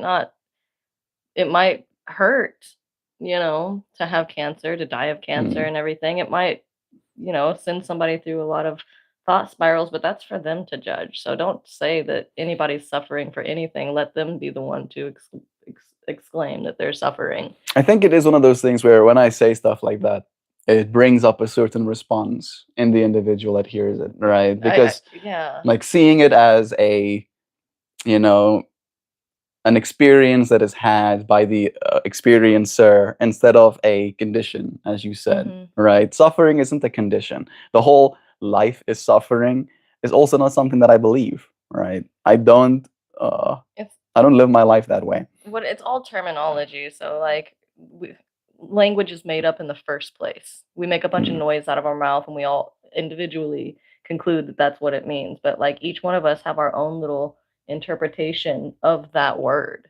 So like to say something is suffering, like what does that mean to you? Right? What is suffering? Is suffering hurting? mm, Right? Because yeah, everything is capable of hurting. Everything is capable of feeling pain. But in that pain, if you can find still peace, that's like the practice of dying, right? That's accepting like being able to transcend that feeling and still hold on to your inner beingness. Like that's what the bliss is. That's mm.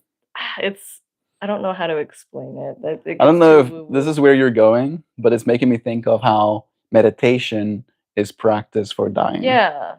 Yeah, right? definitely. It's like bringing yourself to a point of stillness, right? Letting yourself envelop that peace state that is always there for you, is a kind of practice. It's I'm like thinking it's of the not book dangerous. The Five Invitations by Frank Ostaseski, where he is a Zen Buddhist hospice care. Mm, Like that's what he opened a Zen Buddhist hospice center, and he talks about um, all of these different situations that people find themselves in. The very first one that he gets into is we'll say a user of sorts, and this guy had spent so much time of his life like under the influence of things and then finds out that he's got lung cancer and he's got 6 months to live and how he made peace in those last 6 months yeah, like D- found peace for the first time in his life for the first time. as he was dying, right? Yeah.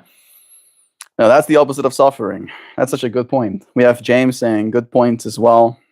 Hi, bro. Hey, Mitchell. Welcome here. It's nice having you. Thank you for joining. We have such an influx of new friends here. If you're here for the first time, subscribe, like the channel. It's nice having you. I'm proud of you, Mel. That's nice. Hoopy. You asked, what's the point of living if there's an argument, not an extreme you're supposed to be taking, is my point as well. I feel that. Don't suffer your reality.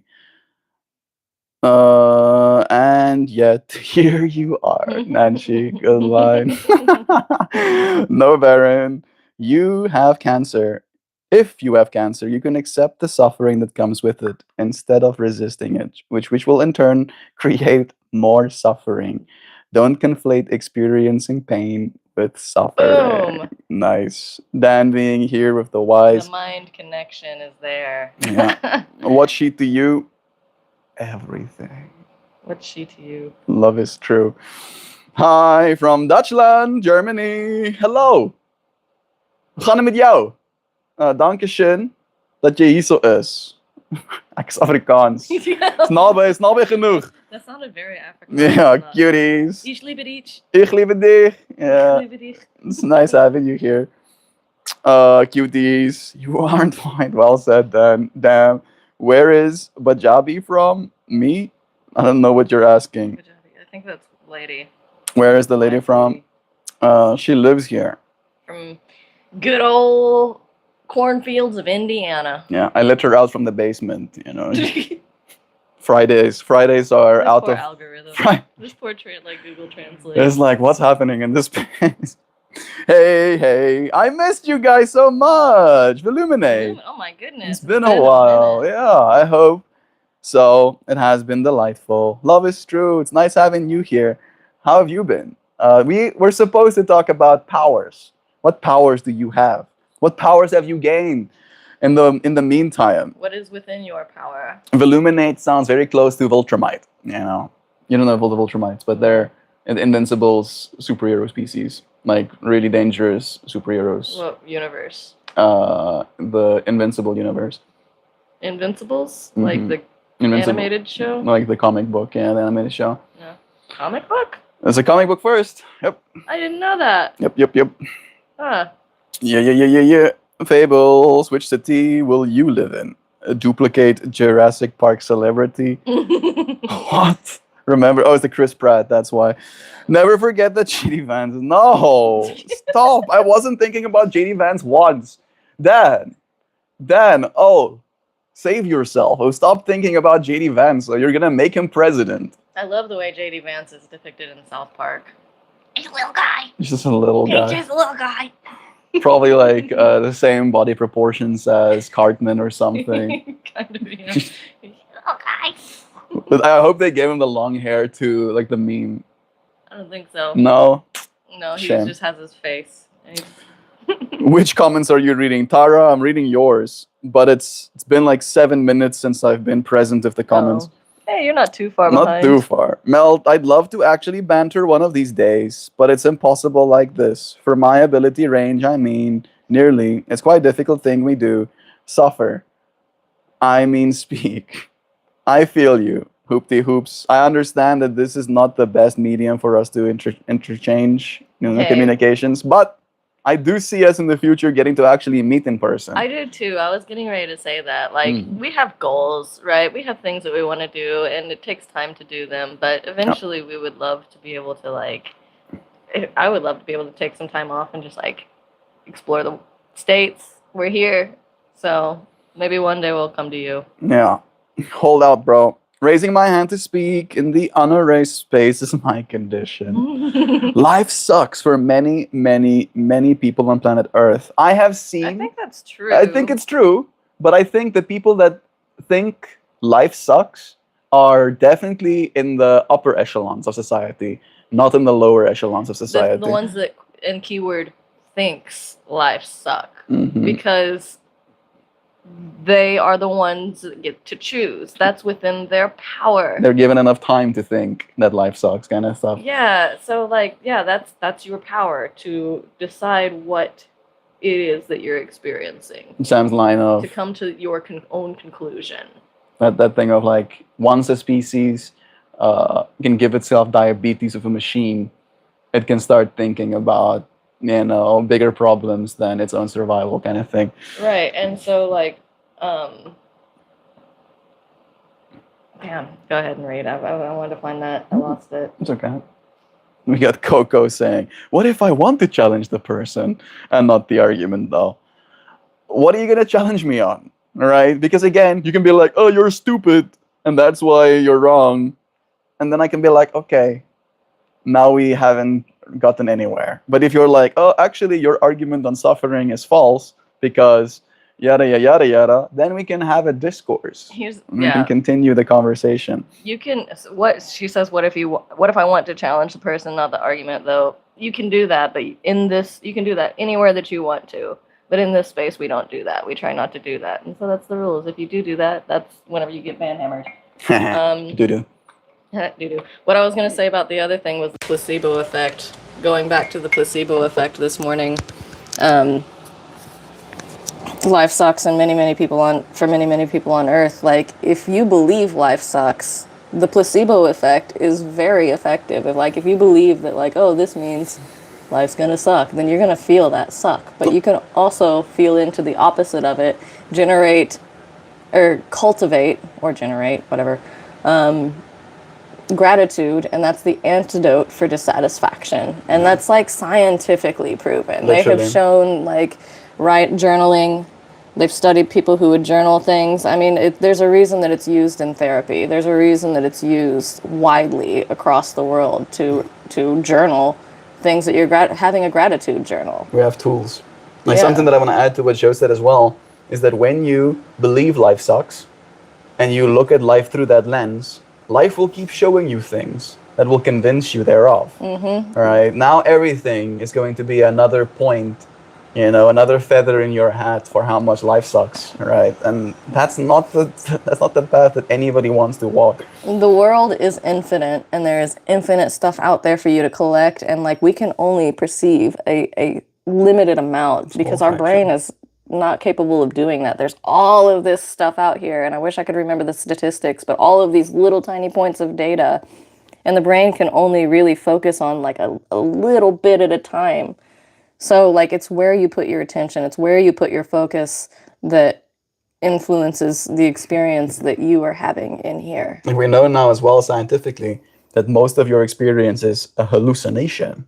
As Joe said, like, your actual focus point is like a small little spot that you scan reality with, right? That fills in the blanks. And after it scans that spot, the rest of it is like hallucinated simulation. Yeah, right.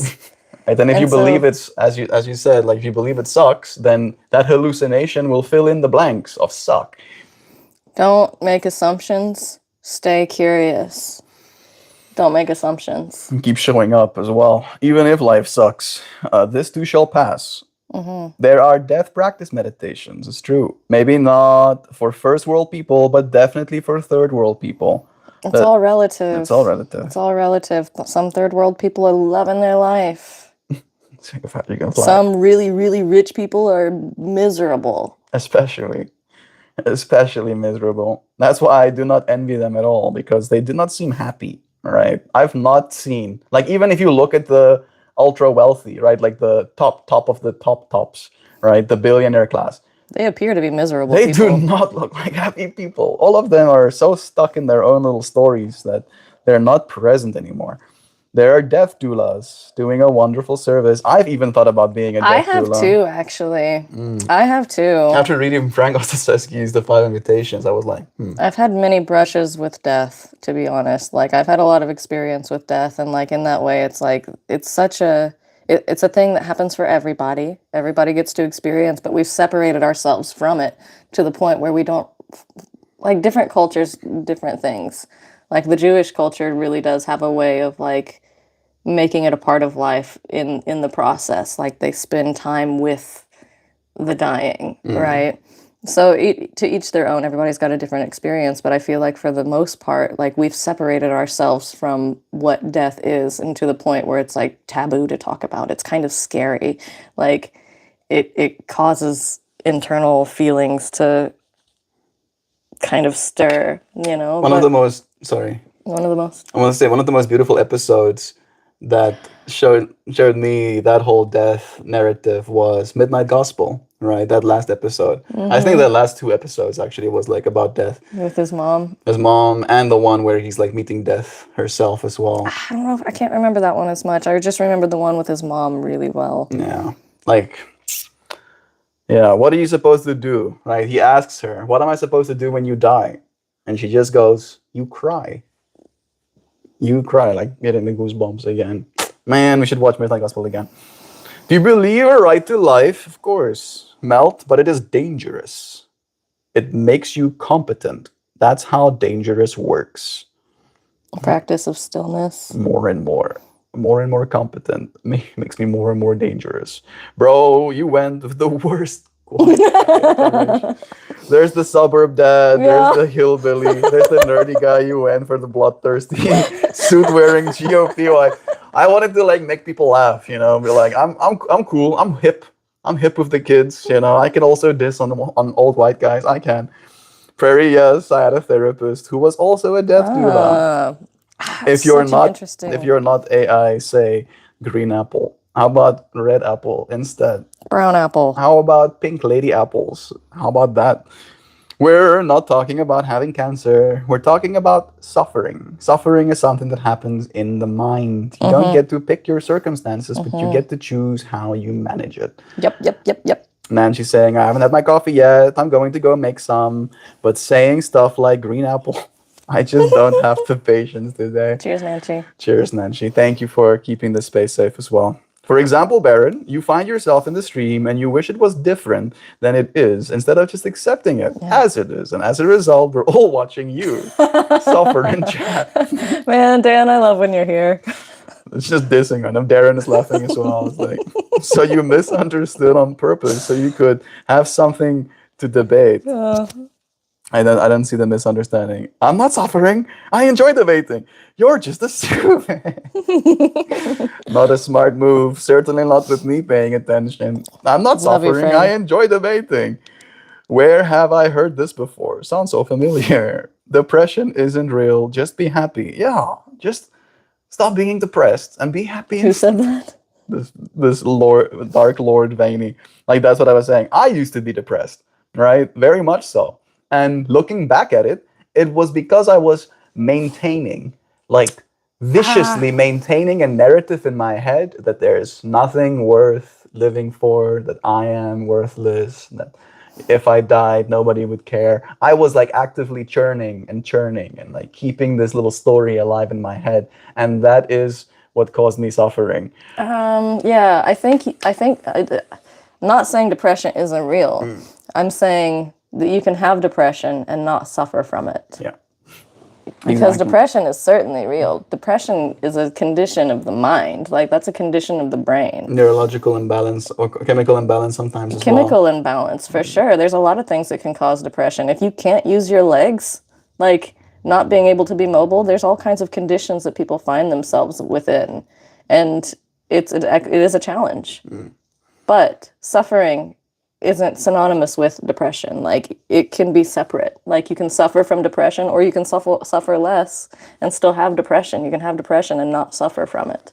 Give yourself a fighting chance kind of thing. I think it was like a Jim Carrey line where he's like, if you're not drinking enough water, eating healthy food, getting enough sleep, you're not giving yourself a fighting chance against depression, right? And unfortunately, sometimes depressive episodes can cause you to eat bad food and to not want to exercise and to not want to sleep properly. So it's this self-reinforcing cycle that you have the power to change, right? And I think that's what we're really leaning into today. Like, that's the power. Today's stream topic is about the powers that we have. We have the power, right? Like, it doesn't take you long. You can go and search right now, person used to be depressed, no longer depressed, right? And you'll have hundreds upon hundreds of stories of people that did find themselves escaping that way of being, right? And I feel like that is something that all of us have, you included. And I think there are people, like, depression, it's such a touchy topic, because, like, you don't want to belittle somebody's, like, conditions, right? You don't want to pretend that it doesn't exist. Depression is a thing, and it does exist. That's for sure. People do have it out there. it's managing it. Like each individual, it's like kind of their responsibility, the individual's responsibility to manage it to the best of their ability, to build the skills to know how to have this thing and transcend it, to overcome it. That's within your power. Yeah. Thinking about the whole power of your mind as well, like with anxiety, like where your mind is powerful enough to disable your body To debilitate you. completely. Like something that's this big, all right, can disable all of this, all right, by feeling a certain way. Right. Yeah. If like thinking about how powerful your mind is, right? Speaking as somebody who has panic attacks or can have panic attacks sometimes, it's debilitating. I can find myself like in a little popcorn kernel on the floor, like find myself just completely just like tense the whole body. And that's my mind that's making me do that.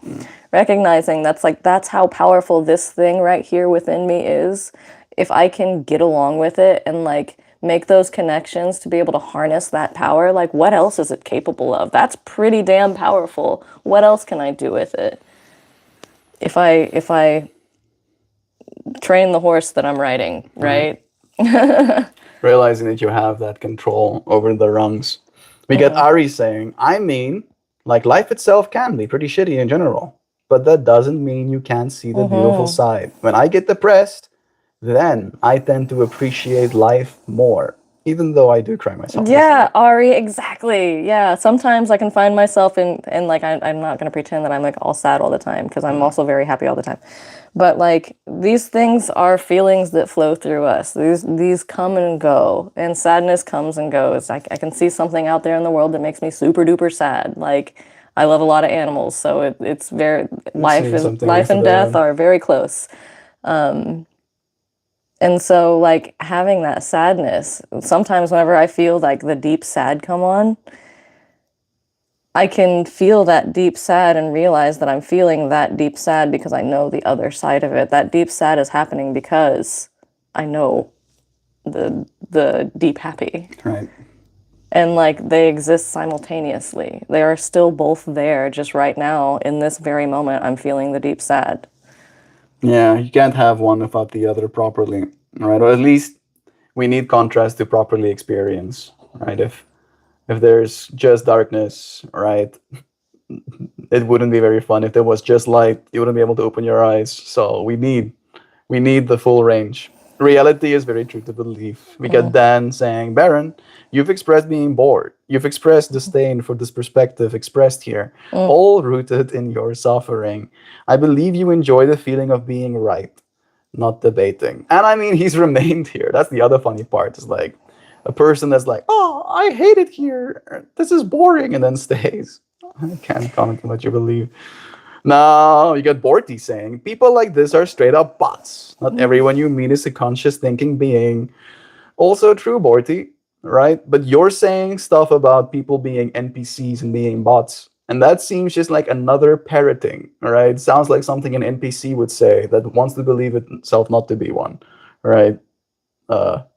Making your experience a judgment of others' experience isn't your experience, right? Tell me about your experience, not about what you think other people are or are not experiencing. What is your power? A liberating thought that I like to say a lot is what one says about the world says more about how they perceive the world than it does actually the world itself. Yeah, exactly. And also what one, yeah.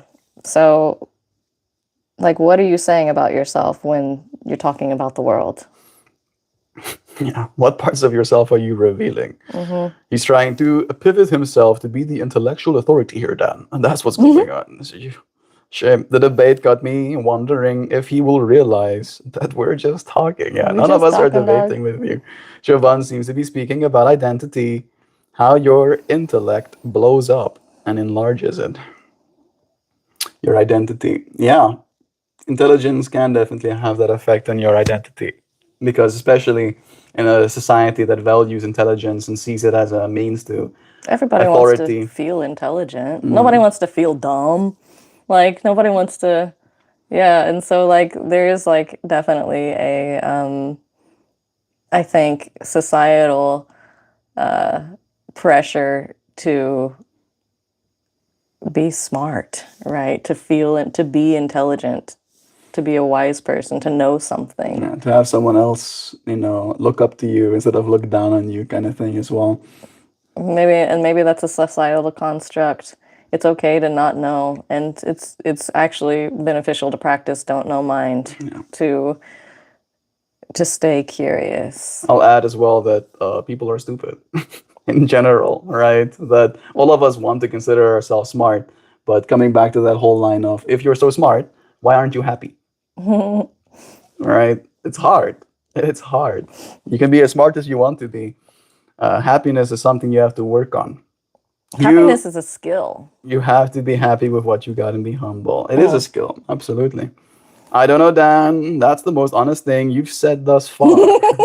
Now that we've established a lacking of knowing, we can open ourselves to new information. Yes, exactly. That's right, MeltMore. Cheese, grilled cheese. This guy's like, yeah, I melt cheese sometimes. Yikes. No, I know. Isn't depression just a fancy word for sad? Definitely not. Not exactly, no. Depression is a Chronic state.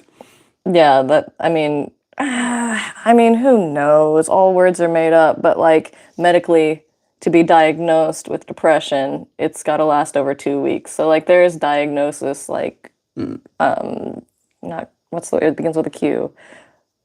Quantifiers. But that's Qualifiers. Qualifiers, not quantifiers. Qualifiers. There's like things, boxes that you have to check to be like, yeah, that's diagnosable depression. Sadness, you can be sad in an instant and then be happy in the next. Yeah. Depression affects your body. Exactly, yeah. Melt, stop suffering over JD Vance. He is the god of our universe. Accept it or doom yourself to suffering. I think JD Vance's voice in South Park is actually Cartman. I wouldn't be surprised. Yeah, that's an interesting curve to explore depression as bodily certainty, but without the involvement of a heart that chooses love first. We got number one joining us saying hi. Maybe y'all need to stop psychoanalyzing every aspect of your life and just live. Yeah, I don't know if you know, Mr. Handle Unavailable, try another. But we don't do this all day, every day, right? We stream for a while and then we do, as you said, live our lives. We go out on kayaks and we are going to go and have dinner with our family. And then tomorrow we're going to climb a ladder for charity. And the day after that, we're probably going to do more stuff, right? Like there's no separation. Yeah, if y'all want to go to Bloomington and climb ladders, we're going to be doing a thing for the fire department. Yeah. Bloomington friends, rock up for the charity event. I love everything. I love life. Yeah, maintain that. Maintain that. I'm touched, enraged, etc. Properly appreciate. You have a partner. You have a pretty partner. Aww. Lucky man. Thank you, Ralph. Thanks, Ralph. We're both lucky. Aww. Yeah, cute.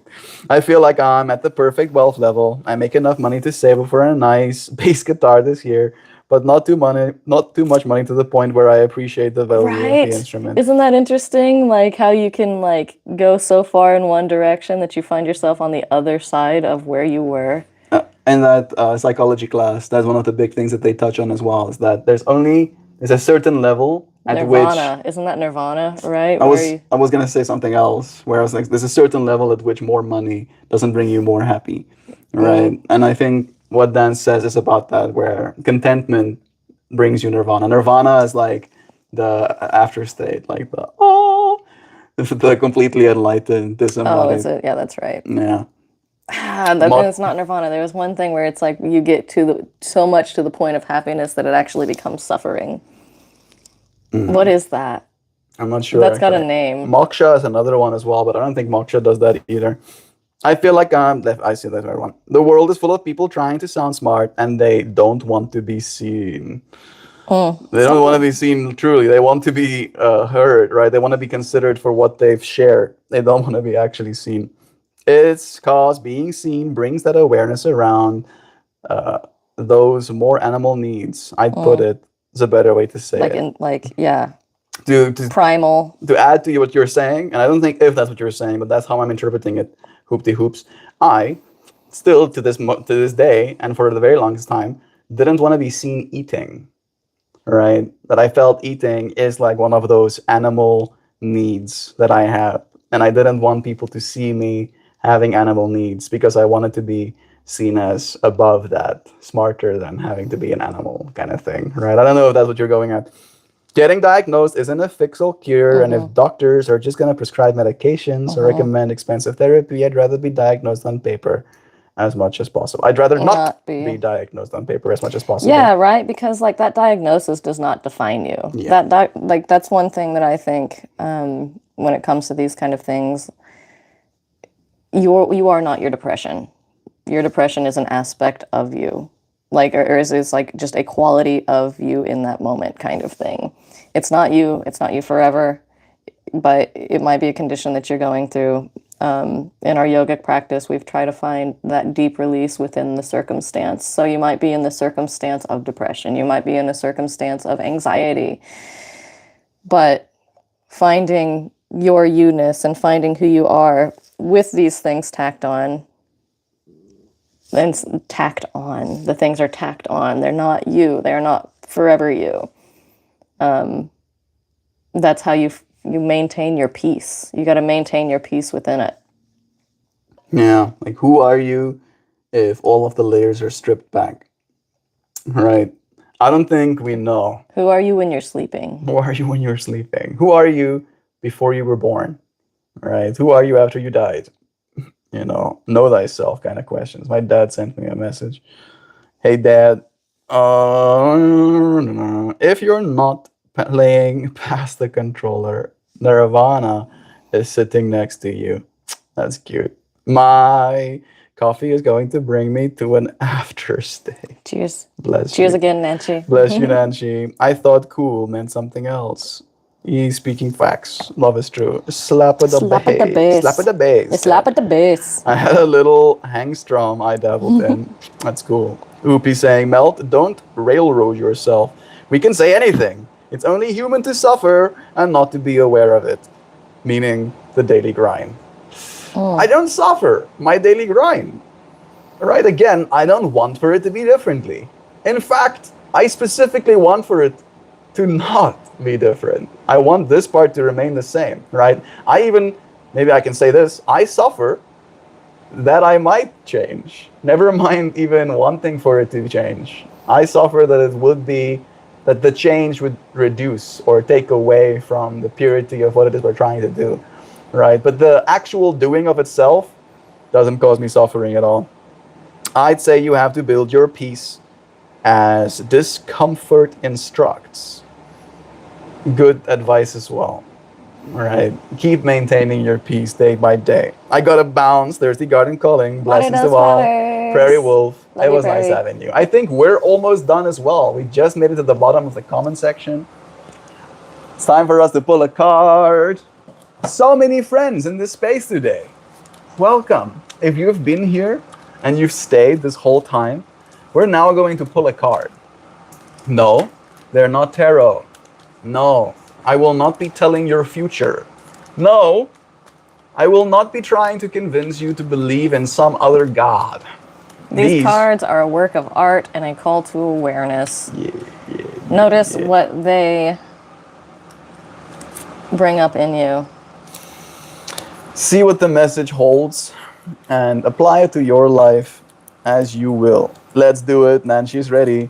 Melt, what doing is thinking for you? Thinking is a means to an end. Yeah, we get into our thinking minds so often. Cultivate, don't know mind. That's within our power. Sam is like, you guys watch this. Jovan, what am I thinking about? What is Sam thinking about right now? So I was thinking about food. I closed my eyes and I saw food. No food talk, Sam. Dude, I think it was really crazy yesterday with the whole cat thing. Because I was like, I did say that with certainty. Right. But now I don't like to challenge the universe. I don't like to challenge it. I'm seeing the color pink. I think maybe it's because it's so apparent to me. Stuck in your I'm too in mind's my eye. I'm too in my thinking mind to tap into intuition. Hoopty Hoop sending us the melt head and MeltMore symbols. Was that supposed to be the stop, Hoopty? The friends refusing to tell me to stop because they want the stream to go on forever. I see you. Joy, love, and stumbling to enlightenment. Very much is a stumbling kind of process, bro. I don't think there's any clear path. Yay! Yay! Thanks Whoa, for fun the flowers. balloon flowers. That's cute. Thank you for the bouquet. Peppermint Mononoke! That's Oh my Mononoke! goodness, it's been a It minute. has been a minute. Hey, Fran. It's nice having you here with us. Is somebody gonna tell me to stop? Please. Please, for all that's fucking holy in the world, tell me to stop. Song that never ends and goes on. I could beat up the whole chat. I'm still trying to think about what Sam's thinking about. I'm gonna put these cards away, I promise. If somebody doesn't tell me to stop, if I finish this deck, I'm putting them away and I'm not pulling Right a now, card. Sam's thinking of saying stop. Who cares? The ice caps are melting. They are. Make a difference to the fact that you're here right now. If I run out of these cards, I promise I'll put them away. I promise. When did you get up? Stop. There it is. When I went to go and get my shoes. Again, the Together card. We pulled this card Together? like 4 times in the last 2 weeks. Together. Matches your shirt. It does match my shirt. Oh, like literally perfectly. Like, if you put it close enough to your shirt, it would blend in. It disappeared. You zesty AF. You, yo, You yo. zesty. I'll zest though, don't you worry. You like a lemon with all that zest. I have some spice in me. Coffee, the answer today was coffee. Coffee. I did say food. I feel coffee is food adjacent at the very least. I've only ever been skilled at seeing images from other people, never sending them. Guessing it's a message we need to keep hearing. Maybe it is, Nancy. Maybe you're completely right on that. We were actually streaming as a couple today. Yay! You're streaming together? What? My leg was hurting from... Because I was sitting on it for so long. Totally not. That was... Say something. It's not bad. Together. We were together. Co-creation and balance. Standing together in an electrified field formed by the flower of life, golden spirals, and specifically inside a star tetrahedron, this couple joins in balance and deliberate co-creation.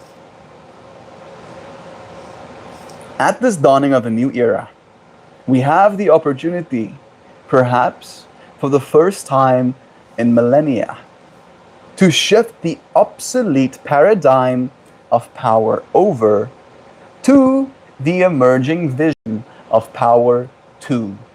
It is certain that the old model is no longer workable. The ways of conventional power and greed are bringing us to the brink of ruin. However, by mutual intent to co-create and bring balance, we will find common ground from which to create an optimistic future. Envision yourself standing in this field of co-creation and dynamic balance. First, seek your own inner point of equilibrium. Living in balance with your male and female aspects within will make it easier to achieve balance when relating to others. Second, observe the way your intimate relationships are functioning. Are you living in cooperation and respect of the ones you love? Is there a dynamic give and take to your interactions? Third, consider how you are co-creating with colleagues and co-workers. It ought to be more than simply getting the job done. Finally, look at the way you view the world as a whole and your place therein. Let this card help activate your full participation in shifting paradigms towards unity, oneness, and peace. And I did pull it upside down, and the upside down meaning goes, remember, we all have moments of imbalance. Be gentle with yourself and those with whom you are co-creating, and move towards renewed balance.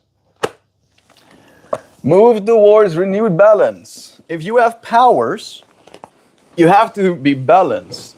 If you have powers, If you have powers, you do have powers. your You have powers the power over your breath and needs how to you be- use it. Whoa. Woo! Whoa. Needs to be balanced. Yes, there we go. Do you think in yeah, I don't know about that dualist. It's an power. I mean, asking. I'm not a woman, so I wouldn't be able Yeah, to answer that's what that I was gonna question. say. I don't know if that's.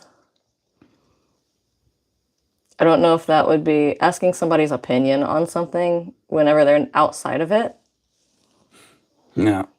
It doesn't really like gain At the information. very least, I can say that because what he's asking is that patriarchy is like ruling the world, and then it's like teaching women that being sexually promiscuous is like a kind of power for them to have, but that is in itself undermining, the thing that actually wants to be had. Right? I think that's what he's trying to say. Ooh, Sam answers that really well, I think.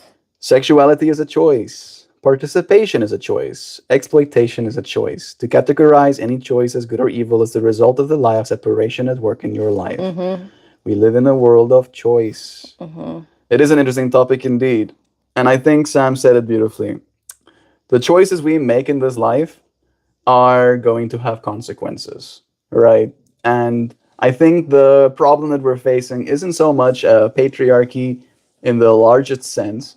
We're facing a problem with incentives, right? The current incentives of our world are power and money.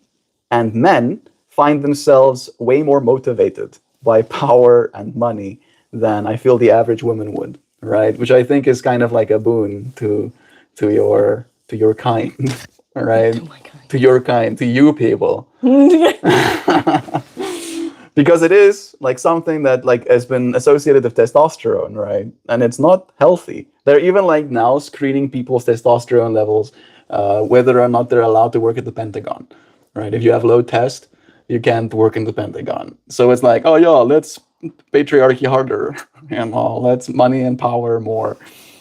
So yeah, I think there's a lot going on. But I don't feel like it's as easy as just being like, oh yeah, patriarchy is doing it to undermine the power of women. I think women are the most powerful beings on earth because again, these men wouldn't be motivated by power and money if there were no women. I think there obviously is like men and women experience life differently, right? Testosterone. I mean, take somebody who has transitioned, for example, from a man to or from a woman to a man. Like whenever they start taking like the testosterone and everything. Actually, I read this article just recently about how the man flu is actually real. Testosterone has like it affects the way that you experience your internal like experience. So like men, a study shows that men actually do experience sickness a lot harder than women would experience it. So there is a fundamental difference in the way that somebody who has more estrogen experiences life than a person who has a higher testosterone output. But essentially, like, again, it's all of a spectrum thing. Each individual person is experiencing life differently. So to try to categorize men in one area and women in another area, it's just like this bell curve. So like there is an average in the way that certain people experience things, but it's a bell curve. And so there's more outliers than there are average. Yeah.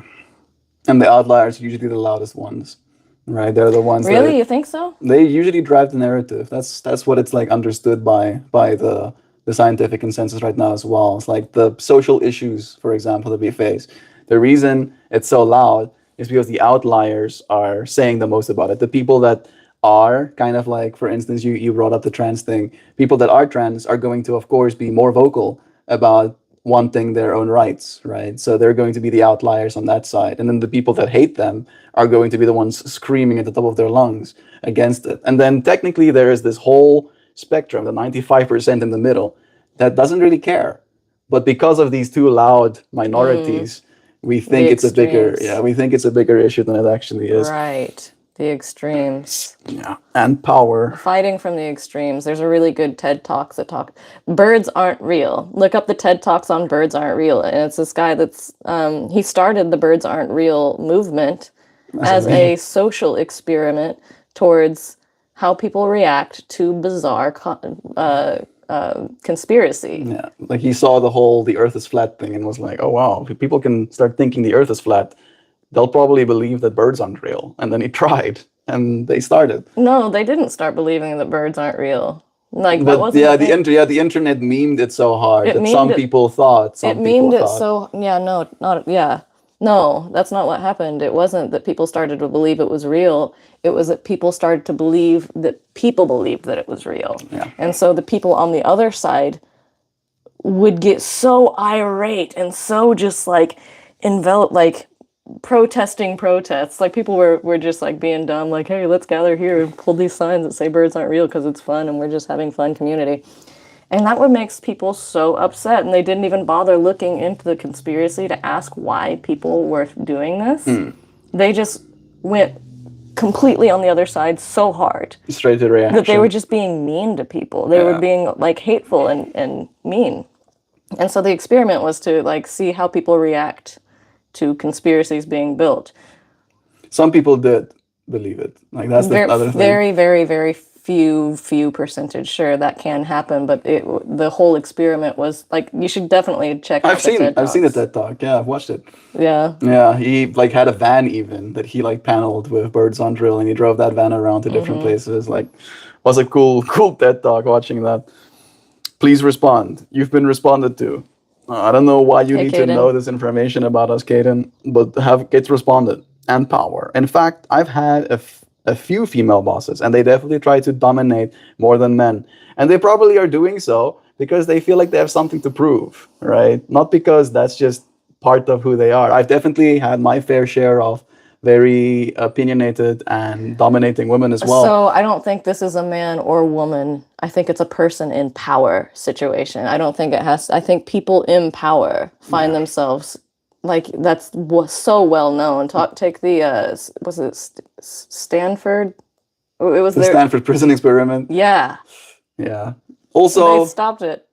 like there's like some reason to not. Oh, that's right. There was like some. There was manipulation from the team. Like they were telling them to be a certain way. Like still concerning, right? Still But it's power does do something. Like I'm thinking, never mind even the prison Stanford experiment, but you have a female higher up in your space that's also like throwing her weight around, you know, not needing to as well, just because. Mr. Burr Monster. So Mr. This is a male saying I've never had I never had a male boss try to dominate me. I can definitely say that I know people who have been dominated by their male bosses. Very, very close to me. Yeah. And so it does happen. I don't want to say that that doesn't happen. I also don't want to say that women don't dominate either. Domination does happen. So it's not a man or a woman thing, I don't think. I think it's a thing that happens in people of power sometimes. It's some people, when they find themselves in a place of power, don't have integrity. And that's something that happens. And there's different ways that manifests. So it's not a man or woman thing in that sense. I think it's just a Control thing. person thing. Yeah, like when you're in a position to actually enact control, you might be more likely to do so. The Pentagon too, I thought it was just the military. Yeah, it's some bullshit. Birds aren't real and the earth is flat, Nancy says. I said women though. Do you like math debate? Your pool C? What? I've never had a male boss. Yeah, again, your experience. Like how many bosses does the average person have? I've had one female boss, actually. Her name was, I've forgotten her name. She was the one who scammed me. And she was pretty controlling. And I've had one male boss before as well. And my male boss, I think in general, was more chill, but he was also way more willing to make final decisions, right? Like he'll be super chill, but then he'll fire you, right? Kind of thing. Where I feel like my female boss was more emotionally involved with her employees than that masculine boss of mine was, I right? think it depends on the person again, like, because Absolutely. there can You're definitely be, completely right. no, like, just because one person, like, your experience with a boss, like, how many bosses have you That's had, what I'm trying to say. It's right? like I've had two bosses in my And life. how many bosses are out there in the Just world? billions. Well, at least there's billions of people, and power dynamics can show up in way different ways. Like just the power dynamic between you as a kid and your mom, for example. That's also a kind of boss in your life. Like what she says goes kind of And thing. so many different variables, too. Like, how are you as an employee? I was pretty chill. I'm not saying you, I'm just saying each individual. How is each individual as an employee there, and like how many different data points are, it's Maybe you need to be a little bit dominant. Maybe you would like being dominant. maybe you want to be Maybe you dominated. want to be. I don't know. I'm sure it does. You're right. Both genders do. Do you think women crave more control than men? I think women have maybe had less control than men for a very long time. Historically, Historically. So maybe. maybe it could be like a reaction thing. I don't know. Yeah. I don't know all the men and women in the world, Exactly. so I don't I have all of can't the we information. can't speak for everyone else. I think we can speak for only ourselves. Power dynamics are a part of the social construct and only work if you submit to the lie that you are separate from the person dominating you. What are you talking about? You have to submit in order for authority to actually be authority. True. That's true. All right. All right. All right. Yeah. That's rubbish. That's rubbish that you have to submit to authority for it to dominate you. I'm pretty sure it's. Ooh, Frank, what's his name? The guy that was a prisoner of war during the Holocaust, and he said he was the one that found peace as being a tortured prisoner in the Holocaust. Frank something, and he was the one that stated that between the stimulus and the response is where your power lies to choose how you respond to it. Right. Yeah. And again, right? Submitting to an authority. For instance, I didn't submit to the authority of my parents, for example. And that didn't stop them from trying to dominate me, but it failed because I never submitted, right? And that's also why I have a hard time being an employee because I have a really hard time bending the knee, as Sam said. Like that is kind of a deciding factor for getting dominated. Because technically, you can just walk away.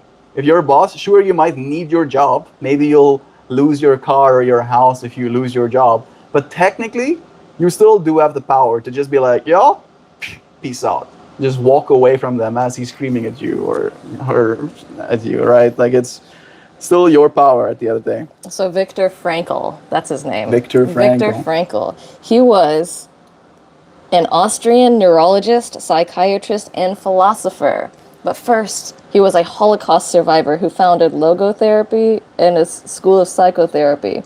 But this is one of those guys that, like, he was a Holocaust. He was in prison. He was in the Holocaust. And, yeah, he had supreme executive power over him. And he still managed to be like, I have a choice. I am free. He was liberated, even considering those circumstances that he found himself in that were outside of his power. Yeah, didn't submit to that erroneous authority. Yeah. Travis, is it okay if you like to be dominated by women? If a bunch of armed men come to you and you don't recognize their authority, does it magically disappear? No, but if you die, they don't have any more control over you, do they? Right? So in that way, it's like a matter of what do you want? If you want to continue your existence, you can play the game they want you to play, right? But as soon as you die, all of their power disappears. Choice is all around you all the time. You have a choice in how you respond to your circumstances. You don't have a choice in your circumstances. You might not be at fault for where you find yourself, but you are responsible for how you respond to it. That is your responsibility, that is your power, that is your choice. And that's what Viktor Frankl was trying to say. Yeah. Between the stimulus, the thing that happens, and the response is your decision to deliberate what you do. Choice is all around you. You are free to do what you want to do.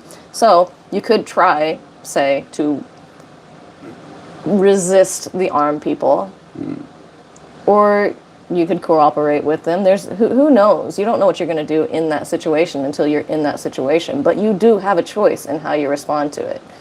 Yeah, you can try and like throw yourself up against them, you know, try and fight them to the death, right? Because again, true control is your inability to do something. You can't be truly controlled in that way, right? You have to submit to that authority for it to control you. I think that's what Sam said, and I think I agree. I also think we're done. We're done. We did it. We showed up. Hi. Why is that young man having a pink scarf on? Because I'm rich. That's how we've... Because he's ultra wealthy. Because I'm actually wealthy. You might be like, what? There was a person earlier that was like, this guy wears a scarf indoors. He must be rich. Or something like that. So we're going to have that as a community joke. I make the choice to eat Wonder Glue, and that's okay. Shongolola, bra. Shongolala, bra. Here you are still. I'm happy that the Wonder Glue didn't take you out. I think that some people are given more tools than others, mentally and emotionally. That's true. Becky, and I think in spaces like this, we share those tools. And sharing the tools are great. Also, like, that's why it's so important to have grace for others that might not have those tools. We need to recognize that we're all in a different place. You get Peppermint Mananoke saying, preconditioned bias also plays its part in seeing choices available to everyone, like how brainwashing removes a person from certain thought. So much love in this space. Death doesn't choose you, Eddie. Death is always life chose you. Like the Frankos Sosesky book says, death is always with us at every time, and it's that impermanence that makes every single moment precious. Yeah. Experience. The power of you. You have the power to now go and do something in the world. You have the power to go make someone smile. You have the power to make your life feel valued, meaningful. You do have that power. You do. You! I accidentally scrolled into the next live and instantly I regretted it. It's time for us to say goodbye. It's nice. The man has his lady next to him. It is nice. I appreciate getting to do these live streams with her.